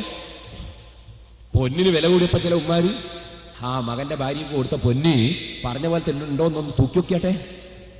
അപ്പൊ ഒരു 20 പവനാ പറഞ്ഞു. ഇവിടെയൊക്കെ പറഞ്ഞാൽ കൂടിപ്പോന്നറിയില്ല. 20 പവനാ കൊടുക്കാന്ന് പറഞ്ഞത്. ഇവിടെയൊക്കെ അത്ര ഉണ്ടാവോ? 1 പവനൊക്കെ കൊടുക്കുമോ? ഞാൻ പറഞ്ഞു കൂടിയോ? 20 പവനാ കൊടുക്കാൻ പറഞ്ഞത്. തൂക്കി നോക്കുമ്പോൾ ഒരു 18 പവനേ ഉള്ളൂ. പിന്നെ ഈ ഉമ്മ ദിക്റുമെല്ലാം തുടങ്ങി. പറഞ്ഞ പോലെ കൊടുത്തിട്ടില്ല, കിട്ടിയിട്ട് വന്നാ മതി. പറഞ്ഞ പോലെ കൊടുത്തിട്ടില്ല, കിട്ടിയിട്ട് വന്നാ മതി. സുബ്ഹാന ജല്ല ജലാലു. 65 വയസ്സിൽ ഉമ്മാന്റെ ദിക്റാണിത്. എന്നൊരു 10 ലാ ഇലാഹ ഇല്ലല്ലാഹ് കൂടി ഉമ്മാക്ക് ഈ പൊന്നും പൂജിച്ച് നടക്കണോ? സുബ്ഹാനല്ലാഹ്. ഞാൻ നിങ്ങളോട് പറയട്ടെ, സ്വന്തം മക്കളെ ഭാര്യമാരോട് ക്രൂരത ചെയ്യുന്ന ചില ഉമ്മമാരില്ലേ? അങ്ങനെ ചെയ്യാൻ പാടുണ്ടോ ഉമ്മമാരെ? കാരുണ്യം വേണ്ടേ? ആ പെൺകുട്ടികളെ വെറുതെ ഇങ്ങ് വന്നതാണോ? നിന്റെ മകൻ കല്യാണം കഴിച്ചതല്ലേ? വിവാഹത്തിന് പറഞ്ഞ വാചകം എത്ര അർത്ഥവത്താണ്, നിക്കാഹിന്റെ വാചകം എത്ര അർത്ഥവത്താണ്. ഇസ്ലാമിൽ 2 വാചകമല്ലേ അതിനുള്ളൂ.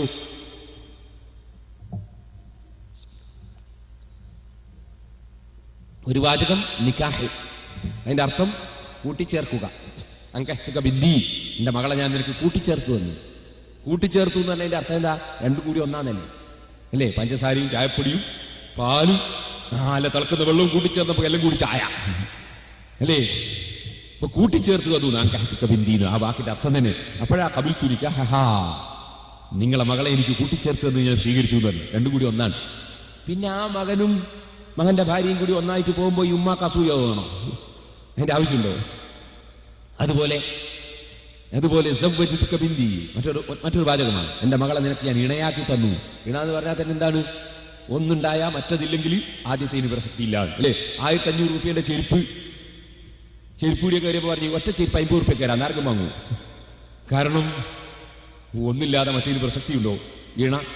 ഇണയാക്കി തന്നൂല്ലേ സുഖജിത്തൊക്കെ ബിന്ദിയുടെ വാചകത്തിന്റെ അർത്ഥം തന്നെ. ഈ അർത്ഥവും സാരവും ഒന്നും നോക്കാതെ കല്യാണം കഴിച്ചാൽ എന്താ, അതൊരു വാക്ക് പറഞ്ഞാൽ പോയില്ലേന്ന്. ആര് പറഞ്ഞു ഒരു വാക്ക് പറഞ്ഞാൽ പോകും?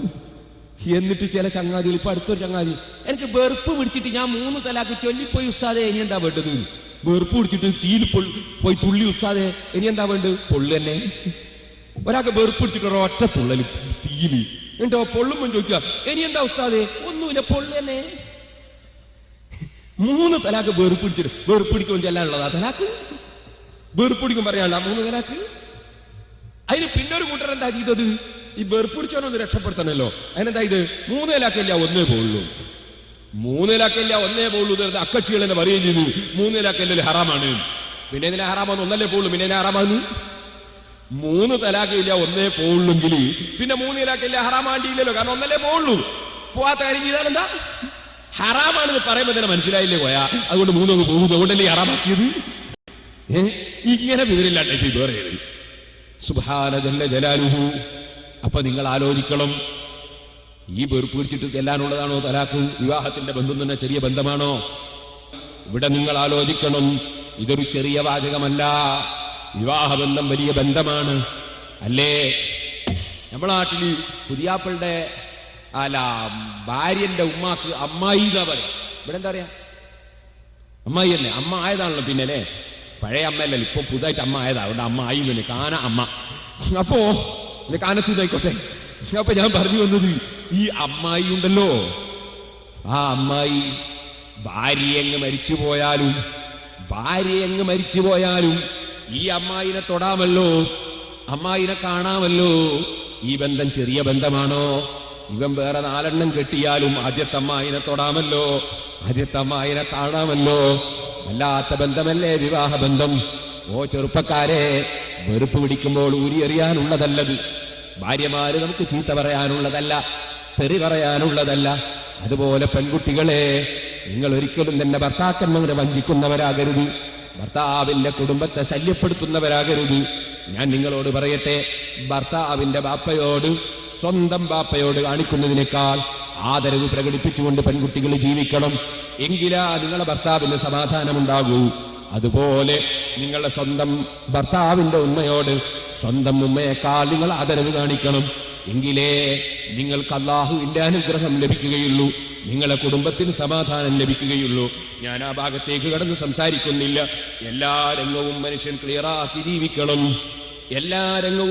ക്ലിയറാക്കി ജീവിക്കണം. കൃത്യമായി 5 വക്ത് നിസ്കരിക്കണം. സുബ്ഹിന്റെ സമയത്ത് കിടന്നുറങ്ങുന്നവരിൽ ചെറുപ്പക്കാരെ നമ്മൾ പെട്ടുപോകരുത്. ലോകത്തിന്റെ സൃഷ്ടാവ് നമുക്ക് ചെയ്ത അനുഗ്രഹങ്ങൾ എത്രയാണ്. ഉറക്കം തന്ന രാജാവ് അല്ലാഹുവല്ലേ, ഉണർവ് തന്നവനും അല്ലാഹുവല്ലേ, കിടക്കാനുള്ള കിടപ്പറ തന്ന അല്ലാഹുവല്ലേ, ആരോഗ്യം തന്നത് അല്ലാഹുവല്ലേ. മെഡിക്കൽ കോളേജിന്റെ മേൽപോട്ട് നോക്കി ഉറക്കം വരാതെ നിലവിളിക്കുന്ന രോഗികൾ എത്രയുണ്ട്. അല്ലാഹു നമുക്ക് മനസ്സമാധാനം തന്നില്ലേ, ശരീരത്തിന് ആരോഗ്യം തന്നില്ലേ. 2 റക്അത്ത് നിസ്കാരത്തിന് വേണ്ടി സുബ്ഹിന്റെ സമയത്ത് എഴുന്നേറ്റ് നമുക്കൊന്ന് പള്ളിയിലേക്ക് പുരുഷന്മാർക്ക് പോയിക്കൂടെ? സ്ത്രീകൾക്ക് അവരെ വീട്ടിൽ വെച്ച്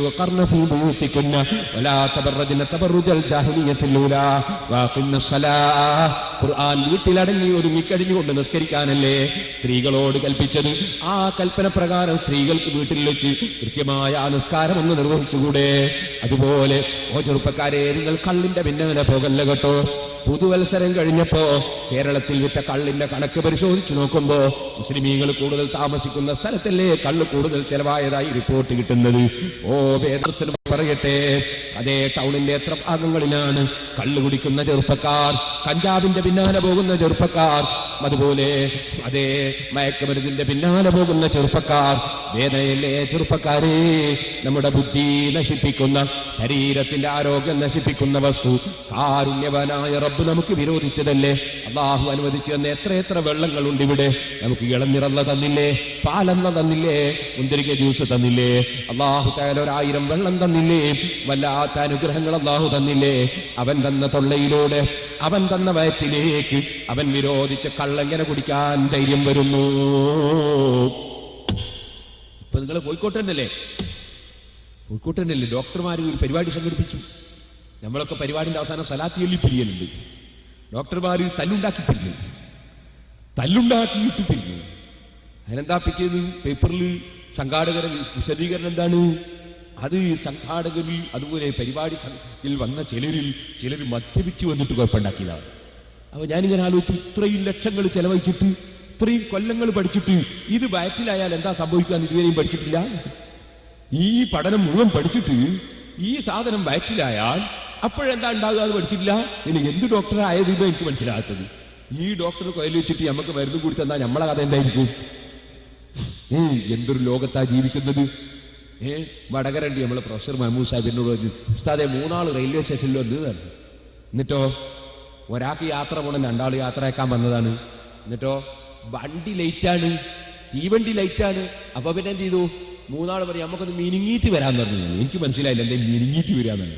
പിന്നെ പറഞ്ഞു കള്ളുടിച്ചിട്ട് വരാന്നാണല്ലോ എന്റെ മേനെ, നമ്മളുടെ കിത്താ പോലും. അങ്ങനെ 3 ആളും മിനിങ്ങീറ്റ് വന്നു. കുറച്ച് കഴിയുമ്പോൾ ട്രെയിൻ വന്നപ്പോ എന്തുണ്ടായി? യാത്ര പോകേണ്ട ആള് പ്ലാറ്റ്ഫോമിൽ നിന്നു, യാത്രയാക്കാൻ വന്ന 2 ആളും വണ്ടി കയറി. വണ്ടി വിടുമ്പോ 2 ആളും ടാറ്റാന്ന് കാണിച്ചു, മറ്റോനും കാണിച്ചു ടാറ്റാണ്. വണ്ടി പോയി. ഈ സാധനം വയറ്റിലാക്കുന്ന മനുഷ്യന്മാരില്ലേ? ഞാനിങ്ങനെ ചിന്തിച്ചു, കടുത്ത നജസല്ലേ അത്? എത്ര കടുത്ത നജസാണ് സഹോദരന്മാരെ! കാട്ടത്തെക്കാൾ ഗൗരവമുള്ള നജസല്ലേ അത്? ഞാൻ പലപ്പോഴും വിവരിച്ചൊരു കാര്യമാണത്. ഇപ്പോൾ ഞാൻ അതിലേക്ക് കടക്കുന്നില്ല. മദ്യപിക്കുന്നവരാകരുത്. നാം അല്ലാഹു തന്ന നാവ് കൊണ്ട് ഗീബത്തും നമീമത്തും ഫിത്നയും ഫസാദും കളവും പറയരുത്. അത് പറയാൻ വേണ്ടി പടക്കപ്പെട്ടവർ ഉണ്ടാകാം. ഇപ്പൊ നിങ്ങൾ കാണുന്നില്ലേ, ഞാനും കണ്ടു ഒരു പോസ്റ്റർ. എന്താണ്? സുന്നി പണ്ഡിതന്മാര് കൂട്ടത്തോടെ മുജാഹിദിലേക്ക്. ഇപ്പൊ ഞാൻ ഇങ്ങനെ ആലോചിച്ചു, മറ്റൊന്ന് 2 സമസ്തയും പിരിച്ചു വിട്ടോ? കാരണം സുന്നി പണ്ഡിതന്മാർ കൂട്ടത്തോടെ പോയാൽ പിന്നെ അവസ്ഥ ഉണ്ടാവില്ലല്ലോ. പിരിച്ചു വിട്ടോ എന്ന് ആലോചിച്ചു. ഞാൻ ആ പ്രസംഗത്തിന്റെ CD കൊണ്ടെത്താൻ പറഞ്ഞു. ഞാൻ ഫുള്ള് കേട്ടു. ഞാൻ നാളെ അതിന് മറുപടി CD വെച്ച് മറുപടി തരുന്നുണ്ട് ഇൻഷാ അല്ലാഹ്. അപ്പോ ഞാനത് കേട്ടു. നോക്കുമ്പോ ഒരു ചങ്ങാതി വന്ന് ഇവിടുന്ന തബ്ലീഗ് ജമാഅത്തുനിന്ന്, മറ്റേ ചങ്ങാതി വന്ന് ഇവിടുന്ന നൂർഷാ തരീഖത്തുനിന്ന്, മറ്റേ ചങ്ങാതി വന്ന് ഇവിടുന്ന മറ്റേ മുജാഹിദിന്ന്. ഇങ്ങനെ ഓരോരുത്തരും അതിൽ നിന്ന് ഇങ്ങോട്ട് വന്നതാണ്. അല്ലാതെ നമ്മളെ കൂട്ടത്തിന് പോയതൊന്നുമല്ല. ഞാൻ ഇൻഷാ അല്ലാഹ് നാളെ ഞാൻ കേൾപ്പിച്ചിരുന്നുണ്ട്. പിന്നെ ഒരു ചങ്ങാതി ഭയങ്കര വെല്ലുവിളി ഒന്ന് നെല്ലിക്കുത്ത് ഉസ്താദിനെ. കാരണം ചെറിയ ആളെ വെല്ലുവിളിച്ചാൽ വലിയ ആളാവില്ലല്ലോ. വലിയ ആളെ വെല്ലുവിളിച്ചാൽ ഞാൻ നാളെ കാണിച്ചു കൊടുക്കാം വെല്ലുവിളിയൊക്കെ. കളവ് മാത്രം പറഞ്ഞ് ജീവിക്കുന്നൊരു വിഭാഗം.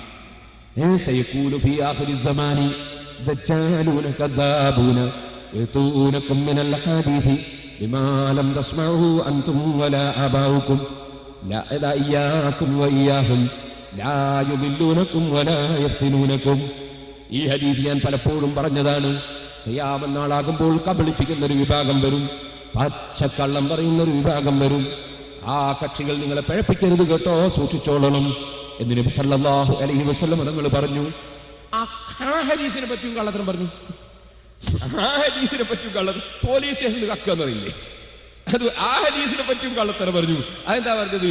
അത് സഹാബികളോട് പറഞ്ഞാണ്. സഹാബികളെ മുൻഗാമികൾ കേൾക്കാത്തത് പറയുന്നൊരു കൂട്ടർ വരുമെന്ന് സഹാബികളോട് പറഞ്ഞാണ്. അപ്പൊ സഹാബികളോട് നബി പറയുന്നത് എന്താ? ഖിയാമത്ത് നാളാകുമ്പോൾ ഒരു കൂട്ടർ കള്ളത്തരം പറയുന്നവർ വരും. അവരെ നിങ്ങൾ നല്ലോണം സൂക്ഷിക്കണേ. നിങ്ങൾ മരിച്ച് കുറെ കാലം കഴിഞ്ഞിട്ട് ഒരു കൂട്ടർ വരും. അവരെ നിങ്ങൾ നന്നായി സൂക്ഷിക്കണേ. നിങ്ങൾ പേച്ചു വരുത്തേ അവരെ കൊണ്ടുവന്ന് കബറിലുള്ളവർ പേച്ചു വരുത്തുന്ന നബി പറഞ്ഞതിന്റെ അർത്ഥം. അത് ഈ ആഖിർ സമാനിൽ ജീവിക്കുന്ന നമ്മളോടല്ലേ താക്കീത്? അന്ത്യനാളിൽ ജീവിക്കുന്ന നമ്മളോടല്ലേ താക്കീത്? നമ്മുടെ മുൻഗാമികൾ കേൾക്കാത്ത വർത്തമാനം കൊണ്ടുവരുന്നു. 2 ബാങ്ക് പാടില്ലെന്ന് പറയുന്നവർ വരുന്നു. കുത്തുബ മലയാളത്തിലാക്കണമെന്ന് പറയുന്നവർ വരുന്നു. സുബ്ഹാനല്ലാഹ് പെണ്ണിനെ പള്ളി കൊണ്ടുപോകണമെന്ന് പറയുന്നവർ വരുന്നു. ഒരു മൗലവി ഇപ്പോൾ ഒരു ബുക്ക് എഴുതിയിരിക്കുന്നു, നോമ്പിന്റെ വിധികൾ. ഞാനൊരു വാദപ്രവാദം നടത്തിയ മൗലവിയാ, ഇവിടെ മുട്ടത്തുനിന്ന് മുട്ടിയ മൗലവിയാ. മൂപ്പരെന്താ എഴുതിയത്? ഈ നോമ്പിന്റെ വിധികൾ. അതിലെന്തായാലും പറഞ്ഞത് എന്റെ പെരുകത്തൂർ CD നിങ്ങൾക്ക് കാണാം. അതിലെന്താ പറഞ്ഞത്? അതിന് മൂപ്പര് പറയുന്നത് സുബഹി ബാങ്ക് കൊടുത്തതിന് ശേഷം ഇഖാമത്തും കൊടുത്തതിന് ശേഷം, ബാങ്ക് കൊടുത്ത് എൻ്റെ നിസ്കരിക്കാൻ വേണ്ടി ഇഖാമത്തും കൊടുത്തതിന് ശേഷം റമദാൻ മാസത്തിൽ വെള്ളം കുടിക്കുന്നതിന് ഒരു വിരോധമില്ല. സുബഹി ബാങ്കും കൊടുത്ത് ഇഖാമത്തും കൊടുത്തിട്ട് നിസ്കരിക്കുന്നതിൻ്റെ ഇടയ്ക്കേ ഒരു ഗ്ലാസ് വെള്ളം കുടിക്കുന്ന ഒരു കുഴപ്പമില്ല. സക്കരിയ സലാഹിന്റെ ബുക്ക IS എന്ന് വൃത്തികരിച്ചതാ. എന്നിട്ട് ഇവർ നടത്തുന്നതോ സാൽവേഷൻ. അതിന്റെ അർത്ഥം ഇൻകാദ്, രക്ഷപ്പെടുത്തല്. എന്തിനാ രക്ഷപ്പെടുന്നത്? നോമ്പിൽ നിന്ന് മുജാഹിദീങ്ങളെ രക്ഷപ്പെടുത്തുക, വെള്ളം കുടിക്കാൻ അനുമതി കൊടുത്തേക്കുക, അങ്ങനെ അവരെ രക്ഷപ്പെടുത്തുക. ഇതാ രക്ഷപ്പെടുത്തല്. എല്ലാം ഓരോന്നിനെയും നരകത്തിലേക്ക് കൊണ്ടുപോകാനുള്ള പരിപാടിയാണ് അല്ലേ? അതല്ലേ നടന്നുകൊണ്ടിരിക്കുന്നത്? ഞാനിപ്പോഴതിലേക്കൊന്നും കടന്ന് സംസാരിക്കുന്നില്ല. എൻ്റെ ചെറുപ്പക്കാരെ, നിങ്ങൾ അതിലൊന്നും പെട്ടുപോകണ്ട. നിങ്ങൾ അഹ്ലുസുന്നത്തി വൽ ജമാഅത്തിന്റെ ആശയം മുറുകെ പിടിച്ച് കൃത്യമായി 5 വക്ത് നിസ്കരിച്ച് സുന്നത്ത് നിസ്കാരങ്ങൾ ജീവിതത്തിൽ ധാരാളം പകർത്തി വെള്ളിയാഴ്ചയാകുമ്പോൾ അൽ-കഹ്ഫ് ഓതി, സലാത്ത് ചൊല്ലി, ദിനേന പരിശുദ്ധ ഖുർആനിൽ നിന്നൊരു പേജെങ്കിലും ഓതി, അല്ലെങ്കിൽ നിങ്ങൾ കഴിയുന്നത്രയും ഓതി.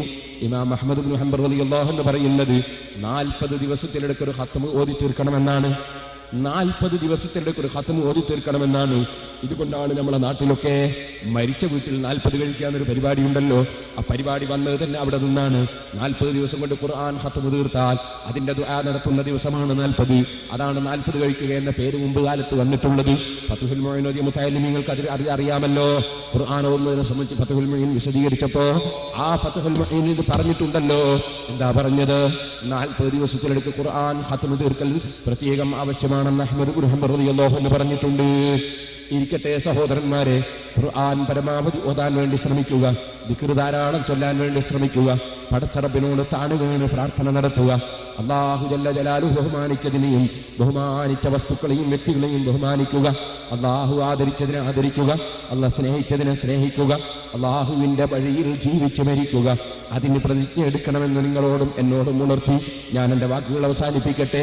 അർഹമുർ റഹീമായ റബ്ബേ, ഞങ്ങളെ മജ്ലിസിനെ ദുആക്ക് ഇജാബത്തുള്ള മജ്ലിസാക്കണം റഹ്മാനെ. ഒരു ചെറിയ ചരിത്രം ഞാൻ ബർക്കത്തിന് വേണ്ടി പറയുന്നു, അതോടുകൂടെ എൻ്റെ പ്രസംഗം നിർത്തുന്നു. അല്ലാഹുവേ, ഞങ്ങളെ എല്ലാ വാക്കുകളും പ്രവൃത്തികളും നിന്റെ പൊരുത്തത്തിലായി നീ സ്വീകരിക്കണം റഹ്മാനെ. ഈ സ്ഥാപനം നീ പൊരുത്തപ്പെട്ട സ്ഥാപനമായി ഖിയാമത്ത് നാൾ വരെ നീ ഉയർത്തി വളർത്തി തരണം റഹ്മാനെ. റബ്ബേ, ഞങ്ങളെ സ്ഥാപനങ്ങൾക്കൊക്കെ ധാരാളം കടങ്ങളുണ്ട്, നീ അത് വീട്ടിത്തരണം റഹ്മാനെ. നിങ്ങളോട് ഞാൻ പറയും, നിങ്ങൾക്ക് ദ്വാരക്കണം. ഇപ്പോൾ ഞാൻ എൻ്റെ പ്രസംഗം നീട്ടിക്കൊണ്ടുപോകുന്നില്ല. ഒരുപാട് കാര്യങ്ങൾ നമുക്ക് പഠിക്കാനുണ്ട്, മനസ്സിലാക്കാനുണ്ട്. മനസ്സിലാക്കിയത് വളരെ കുറവാണ്, പഠിക്കേണ്ടത് വളരെ കൂടുതലാണ്. ഞാൻ ഇന്നും പഠിച്ചിട്ടുണ്ട്. ഇന്നും ഞാൻ തഫ്സീറിൻ്റെ ഗ്രന്ഥങ്ങൾ നോക്കിയിട്ടുണ്ട്. ഞാൻ ഇന്നും പലതും നോക്കി പഠിച്ചിട്ടുണ്ട്. പഠിച്ചാലുണ്ടോ തീരുന്നു? ഞാൻ തീരെ അറിവ് പറഞ്ഞവനാണ്. അറിവുള്ളവർ പഠിച്ചാലുണ്ടോ തീരുന്നു? ഏതറിവുള്ളവന്റെ മേലെയും വേറെ അറിവുള്ളവരുണ്ട്.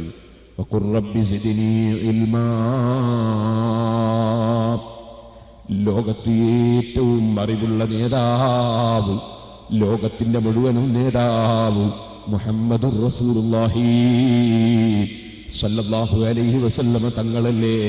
ആ നബിയോട് പടച്ച റബ്ബിന്റെ കൽപ്പന, വഖുർ റബ്ബി സിദ്നി ഇൽമാ, റബ്ബേ എനിക്ക് ഇൽമിനെ എത്തിത്തരണം റബ്ബേ എന്ന് പ്രാർത്ഥിക്കണം നബിയേ. നബി സല്ലല്ലാഹു അലൈഹി വസല്ലം നിങ്ങൾ വഫാത്താകുന്ന ദിവസവും ഈ പ്രാർത്ഥന പ്രാർത്ഥിക്കേണ്ടതില്ലേ? നമ്മളും പ്രാർത്ഥിക്കേണ്ടതില്ലേ? ഓരോ സമയത്തും ഇൽമിന്റെ വർധനവിന് വേണ്ടി പ്രാർത്ഥിക്കണം. പഠിച്ചുകൊണ്ടിരിക്കുമ്പോൾ മനസ്സിലാകും പഠിച്ചത് കുറവാണ്, പഠിക്കാനുള്ളത് കൂടുതലാണെന്ന്. അറിവ് കുറയുമ്പോൾ തോന്നുക ഞാനെല്ലാം പഠിച്ചുവെന്നാണ്. നേരെ മറിച്ച് അറിവ് വർദ്ധിക്കുമ്പോൾ മനസ്സിലാവുക പഠിച്ചത് വളരെ കുറവാണ്, പഠിക്കാനുള്ളത് കൂടുതലാണെന്നാണ്. അതുകൊണ്ട് എപ്പോഴും ചെറുപ്പക്കാരെ, എൻ്റെ സദസ്സിൽ ധാരാളം മുതഅല്ലിമീങ്ങളെ ഞാൻ കാണുന്നു, വിദ്യാർത്ഥികളെ ഞാൻ കാണുന്നു. നിങ്ങൾ ഏത് മേഖലയിലുള്ളവരാണെങ്കിലും ചെറുപ്പക്കാരെ, വിദ്യാർത്ഥികളെ, നിങ്ങൾ പഠനത്തിൽ തന്നെ സമയം ചെലവഴിക്കണം, നന്നായി പഠിക്കണം. പഠിച്ചിട്ട് നിങ്ങൾക്ക് സംശയമുണ്ടാകുമ്പോൾ ആ സംശയം ഒരു പക്ഷേ നിങ്ങളെ ഗുരുനാഥനോട് ചോദിച്ചിട്ട് കിട്ടിയില്ലെങ്കിലും, ഉസ്താദുമാരോട് ചോദിച്ചിട്ട് കിട്ടിയില്ലെങ്കിലും, നിങ്ങൾ അതോടുകൂടെ തന്നെ പഴയ കാലത്ത് മുൻഗാമികളായ പണ്ഡിതന്മാർ ചെയ്തു വന്ന കാര്യങ്ങളെ ആ കാര്യത്തിൻ്റെ ഒരു സംശയത്തിന് ഒരു ഉസ്താദിന് മറുപടി തരാൻ കഴിഞ്ഞില്ലെങ്കിൽ തന്നെ ആ ഉസ്താദിൻ്റെ ശ്രദ്ധ അതിലേക്ക് തിരിഞ്ഞിട്ടില്ലെന്ന് മനസ്സിലാക്കുകയല്ലാതെ ഉസ്താദിനെ നിസ്സാരപ്പെടുത്താൻ പാടില്ല. എല്ലാ കാര്യവും ഒരാൾ അറിഞ്ഞുകൊള്ളണമെന്നില്ല. അതുപോലെ ഉസ്താദുമാരായാലും ശിഷ്യന്മാരായാലും ഒരു കാര്യത്തെക്കുറിച്ച് അറിവില്ലെങ്കിൽ, മുൻഗാമികൾ നടന്നു വന്നൊരു കാര്യമാണെങ്കിൽ, അല്ലെങ്കിൽ മുൻഗാമികൾ എതിർത്തു വന്നൊരു കാര്യമാണെങ്കിൽ, അതിൻ്റെ രഹസ്യവും തെളിവും നമുക്ക് മനസ്സിലാകുന്നില്ലെങ്കിൽ, നമുക്കത് മനസ്സിലാകാത്തത് കൊണ്ടാണ് മനസ്സിലായവരോട് ചോദിച്ച് പഠിക്കാമെന്നല്ലാതെ കുട്ടികളോട് ഉസ്താദുമാര് മറുപടി പറയരുത്. എൻ്റെ കള്ളി വെളിച്ചത്താകുമെന്ന് മനസ്സിലാക്കി ഉസ്താദുമാര് ജഹാലത്ത് വിളമ്പരുത്. അതുപോലെ കുട്ടികൾ ഉസ്താദിന് മറുപടി കിട്ടാതിരിക്കുമ്പോൾ അതിന് മറുപടി ഇല്ലെന്ന് ചിന്തിക്കരുത്. ഇത് ഞാൻ പറയുന്നത് കൊണ്ടോട്ടിയിൽ വന്ന ഒരു ചെറുപ്പക്കാരൻ്റെ പ്രസംഗം ഞാൻ കേട്ടു. പഠിച്ചുകൊണ്ടിരിക്കുന്ന സമയത്തുണ്ടായ സംശയങ്ങൾ ഉസ്താദിനോട് ചോദിച്ചപ്പോൾ ഉസ്താദിൻ്റെ മറുപടി തൃപ്തികരമായില്ല. അങ്ങനെയാണ് ഞാൻ മുജാഹിദിലേക്ക് പോയതെന്ന് തബ്ലീഗുകാരനായ ആ കുട്ടി പറയുകയാണ്. ഉസ്താദും തബ്ലീഗുകാരനാണ്. സുബ്ഹാനല്ലാഹ്, തബ്ലീഗുകാരുണ്ടോ തെളിവ് പഠിക്കുന്നു? അവർ വെറും ഫളായിലല്ലേ പഠിക്കാറുള്ളത്, ബഹുമാനങ്ങളല്ലേ പഠിക്കാറുള്ളത്. അവരുണ്ടോ തെളിവ് പഠിക്കുന്നു?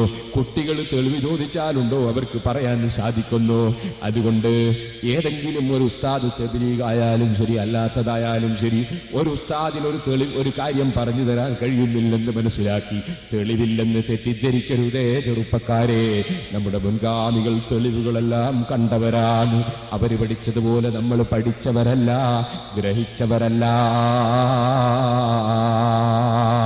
ഞാൻ നിങ്ങളോട് ഓർമ്മപ്പെടുത്തുന്നു, മരിച്ച വീട്ടിൽ വെച്ച് ഭക്ഷണം കൊടുക്കുന്നതിനെ സംബന്ധിച്ച് ഒരു മൗലവി വന്നിട്ട് തുഹഫ വായിക്കുകയാണ്. തുഹഫയിലുള്ളത് എന്താണ്?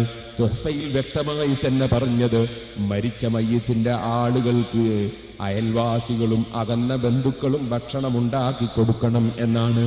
ആ ഭക്ഷണം അവിടെ വരുന്നവർക്ക് അവർ ഭക്ഷിപ്പിച്ചാലും ഇല്ലെങ്കിലും അവർക്ക് ഭക്ഷണം ഉണ്ടാക്കി കൊടുക്കണമെന്നാണ്. നമ്മളെ നാട്ടിലൊക്കെ നടക്കുന്നതും അത് തന്നെയല്ലേ? മരിച്ച വീട്ടിൽ അയൽവാസികൾ ചെല്ലുന്നു, അകന്ന കുടുംബക്കാർ ചെല്ലുന്നു, എന്നിട്ട് ആ വീട്ടുകാർ അനുവദിച്ചു കൊടുത്ത അരിയും സാധനവും എടുത്ത് അയൽവക്കക്കാരും ദൂരെയുള്ള കുടുംബക്കാരും ഭക്ഷണം ഉണ്ടാക്കി കൊടുക്കുന്നു. അത് ഈ വ്യക്തിക്കും ഭക്ഷിപ്പിക്കുന്നു, മരിച്ചവന്റെ മകനും ബാപ്പക്കുമൊക്കെ ഭക്ഷിപ്പിക്കുന്നു. അതുപോലെ മറ്റുള്ളവർക്ക് ഭക്ഷണം ദാനം ചെയ്യാൻ അവർക്കതിൽ നിന്നവർ കൊടുക്കുകയും ചെയ്യുന്നു. നടക്കുന്നത് തന്നെയല്ലേ തുഹഫയിലുള്ളത്? പിന്നെയോ സുൻഉത്താം എന്നൊരു വാചകമുണ്ട്, മുത്തഅല്ലിമീങ്ങൾക്ക് വേണ്ടി മാത്രം പറയുകയാണ്. സുൻഉത്താം എന്ന് പറഞ്ഞാൽ അതിന്റെ അർത്ഥം ഇത്ആമുത്താം എന്നല്ല. ഇത്ആമുത്താം എന്ന് വേറെയാണ്, സുൻഉത്താം എന്ന് വേറെയാണ്. ഇത് മുസ്ലിംമാർക്ക് വേണ്ടി മാത്രം പറയുകയാണ്. സുൻഉത്താം എന്ന് പറയുന്ന വാക്കിന്റെ അർത്ഥം ഭക്ഷണം ഉണ്ടാക്കുക എന്നാണ്. ഇത്ആമുത്താം എന്ന വാക്കിന്റെ അർത്ഥം ഭക്ഷണം ദാനം ചെയ്യുക എന്നാണ്. അന്നദാനം, അതാണ് ഇത്ആമുത്താം. ഇത്ആമുത്താം മയ്യിത്തിന്റെ പേരിൽ 7 ദിവസം സുന്നത്താണ്. അതിൽ തർക്കമില്ല, ഇജ്മാഅ് കൊണ്ട് സ്ഥിരപ്പെട്ട സുന്നത്താണെന്ന് അതേ തുഹഫയുടെ മുസന്നിഫായ ഇബ്നു ഹജറുൽ ഹൈതമി തങ്ങൾ അവിടുത്തെ ഫതാവയിൽ പറഞ്ഞില്ലേ? അപ്പൊ തുഹഫയിൽ പറഞ്ഞ വിഷയം എന്താണ്? അത് സുന്നത്താണ്, ഭക്ഷണം ഉണ്ടാക്കലാണ്. അത് മുഗനിയിൽ അതിന്റെ വിശദീകരണമുണ്ട്. മരിച്ച മയ്യത്തിന്റെ മകൻ പോയിട്ട് ഉരുളിയും ചട്ടുകവും ചെമ്പും എടുത്ത് ഭക്ഷണം ഉണ്ടാക്കുക, അത് വല്ലാത്തൊരു പ്രയാസം തന്നെയല്ലേ? അപ്പൊ ഭക്ഷണം ഉണ്ടാക്കുക എന്നത് മയ്യത്തിന്റെ അടുത്ത കുടുംബം ചെയ്യേണ്ടതല്ല, അത് മയ്യത്തിന്റെ അകന്ന കുടുംബക്കാരും അയൽവാസികളും ചെയ്യേണ്ടതാണ്. അതേസമയത്ത് അന്നദാനം ചെയ്യുക എന്നത് അത് മയ്യത്തിന്റെ പേരിൽ 7 ദിവസം തർക്കമില്ലാതെ ഇജ്മാഅ് കൊണ്ട് സ്ഥിരപ്പെട്ട സുന്നത്താണ്. അപ്പൊ പെട്ടെന്ന് സുന്നത്ത് ജമാഅത്തിന്റെ വിരോധികൾ ഉപയോഗിക്കുന്ന തന്ത്രങ്ങൾ, കുതന്ത്രങ്ങൾ പലരും തെറ്റിദ്ധരിച്ചു പോകും. സുൻഉത്താം എന്ന് വേറെ, ഇത്ആമുത്താം എന്ന് വേറെ. ഇത് രണ്ടും രണ്ടാണ്. ഇത്ആമുത്താം എന്ന് പറയുന്നത് അന്നദാനമാണ്, അത് സുന്നത്താണ്. സുൻഉത്താം എന്ന് പറയുന്നത് ഭക്ഷണം ഉണ്ടാക്കലാണ്, അത് അൽമൻഹെങ്കിലും ഒന്ന് എടുത്തിട്ട് സുൻ എന്ന വാക്കിന്റെ അർത്ഥം എന്താണെന്ന് നോക്കിയാൽ മനസ്സിലാക്കാവുന്നതാണ്. ഭക്ഷണം ഉണ്ടാക്കുക എന്ന് പറയുന്ന കാര്യമല്ലല്ലോ അന്നദാനം എന്ന് പറയുന്നത്. ഉണ്ടാക്കുക എന്നത് അടുക്കളയിലെ പണിയാണ്, അന്നദാനം എന്ന് പറയുന്നത് ചെലവഴിക്കലാണ്. ഇത് രണ്ടും രണ്ടാണ്. ഞാൻ വിശദമായി പറയുന്നില്ല. ഇതുപോലെ നിങ്ങൾക്ക് കാണാം, ഇപ്പൊ ചില ആളുകൾ സ്ത്രീ പള്ളി പ്രവേശം, നമ്മളെ സുന്നികളും പറയുക തന്നെ സ്ത്രീ പള്ളി പ്രവേശം, അങ്ങനെ പറയാൻ തന്നെ പാടില്ല. സ്ത്രീ പള്ളി പ്രവേശം അങ്ങനെ ചർച്ചയില്ല സുന്നികളും സുന്നികളല്ലാത്തവരും തമ്മിൽ. പിന്നെ സുന്നിയല്ലാത്തത് നമ്മുടെ തർക്കം എന്താണ്? സ്ത്രീക്ക് പള്ളി പ്രവേശിച്ചൂടെ എന്നല്ല. അത് നമ്മളെ മദ്രസയിലെ ബുക്കിലൊക്കെ ഉണ്ട്. ഹൈലുള്ള സമയത്ത് സ്ത്രീക്ക് പള്ളി കടക്കാൻ പാടില്ല, ജനാപത്തുള്ള സമയത്ത് പുരുഷന്മാർക്കും കടക്കാൻ പാടില്ല. പള്ളി പ്രവേശിച്ചൂടുള്ള മസൂൽ അങ്ങനെ. പിന്നെ എന്താ നമ്മൾ തമ്മിൽ തർക്കം? സ്ത്രീകൾ ജുമാക്കും ജമാഅത്തിനും വേണ്ടി വീട്ടിൽ നിന്ന് പുറപ്പെട്ടു പോകാവോ പോയിക്കൂടേന. അത് പള്ളിയിലേക്കാണെങ്കിലും ശരി, മദ്രസയിലേക്കാണെങ്കിലും ശരി, എവിടേക്കാണെങ്കിലും ശരി, ജമാഅത്തിന് വേണ്ടി പുറപ്പെട്ടു പോകാൻ പോയിക്കൂടെ? ഇതാ തർക്കം. പള്ളി പ്രവേശിക്കാമോ പ്രവേശിച്ചുകൂടെ? അങ്ങനെ ഒരു തർക്കം സുന്നികളല്ലാത്തവരും തമ്മിലില്ല. ഞാൻ 100 പ്രാവശ്യം വരെ പ്രസംഗത്തിലും അത് പറഞ്ഞതാണ്. എന്നിട്ട് ഇപ്പോൾ ചിലപ്പോൾ നമ്മളെ സംഘടനാ പ്രവർത്തകന്മാരിൽ ചിലർ സ്ത്രീ പള്ളി പ്രവേശനം തന്നെ ബാനർ എഴുതിക്കൊണ്ടുവരും. സ്ത്രീ പള്ളി പ്രവേശനത്തെ സംബന്ധിച്ച് ഫതുൽ അല്ല മദ്രസയിൽ, നമ്മളെ മദ്രസയിൽ സുന്നി വിദ്യാഭ്യാസം മദ്രസയില്ലേ, സ്ത്രീക്ക് പള്ളിയിൽ പ്രവേശിക്കാമോ പ്രവേശിച്ചു അങ്ങനെ തർക്കമുണ്ട് നമ്മുടെ ദീനിൽ. സ്ത്രീക്ക് പള്ളിയിൽ കിടക്കാമോ കടന്നുകൂടേതല്ല. ഒരു വീട്ടിൽ ഒരു റൂം പള്ളിയാക്കി, എന്നിട്ടോ ആ വീട്ടുകാർക്ക് ആ റൂമിൽ കടന്നു. എന്താ തെറ്റ്? സ്ത്രീക്ക് പള്ളി പ്രവേശിച്ചുകൂടാനാ? അത് പള്ളിയല്ലേ? ഒരു റൂം പള്ളിയാക്കി പള്ളിയാവൂലേ? അവിടെ ഒരു പെണ്ണ് കടന്നാൽ തെറ്റുണ്ടോ? അന്യപുരുഷന്മാർ പങ്കെടുക്കുന്ന ജമാഅത്തുകളിലേക്ക് സ്ത്രീകൾക്ക് പുറപ്പെട്ടു പോകാമോ പുറപ്പെട്ടു പോയിക്കൂടെ? ഇതാണ് സുന്നികളല്ലാത്തവരും തമ്മിലുള്ള തർക്കം. അതാണ് ഇമാം ഷാഫിഈ റളിയല്ലാഹു അൻഹു പറഞ്ഞതും ഫമാ അലിംതു മിൻഹുന്ന അംറഅതൻ ഖറജത് ഇലാ ശുഹൂദി ജുമാ. ഷാഫിഈ ഇമാമിന്റെ വാചകം എത്ര അർത്ഥവത്താണ്. ഒരൊറ്റ ജുമഅയിൽ പങ്കെടുക്കാൻ വേണ്ടി ഒരു പെണ്ണും നബി സല്ലല്ലാഹു അലൈഹി വസല്ലം വീട്ടിൽ നിന്ന് പുറപ്പെട്ടു പോയിട്ടില്ല. ഒരു ജുമഅയിലും പങ്കെടുത്തിട്ടില്ല എന്നല്ല പറഞ്ഞു. ഒരു ജുമഅയിലും പങ്കെടുക്കാൻ വേണ്ടി പുറപ്പെട്ടു പോയിട്ടില്ല. വീട്ടിൽ നിന്ന് പുറപ്പെട്ടുകൂടെ എന്നാ തർക്കം.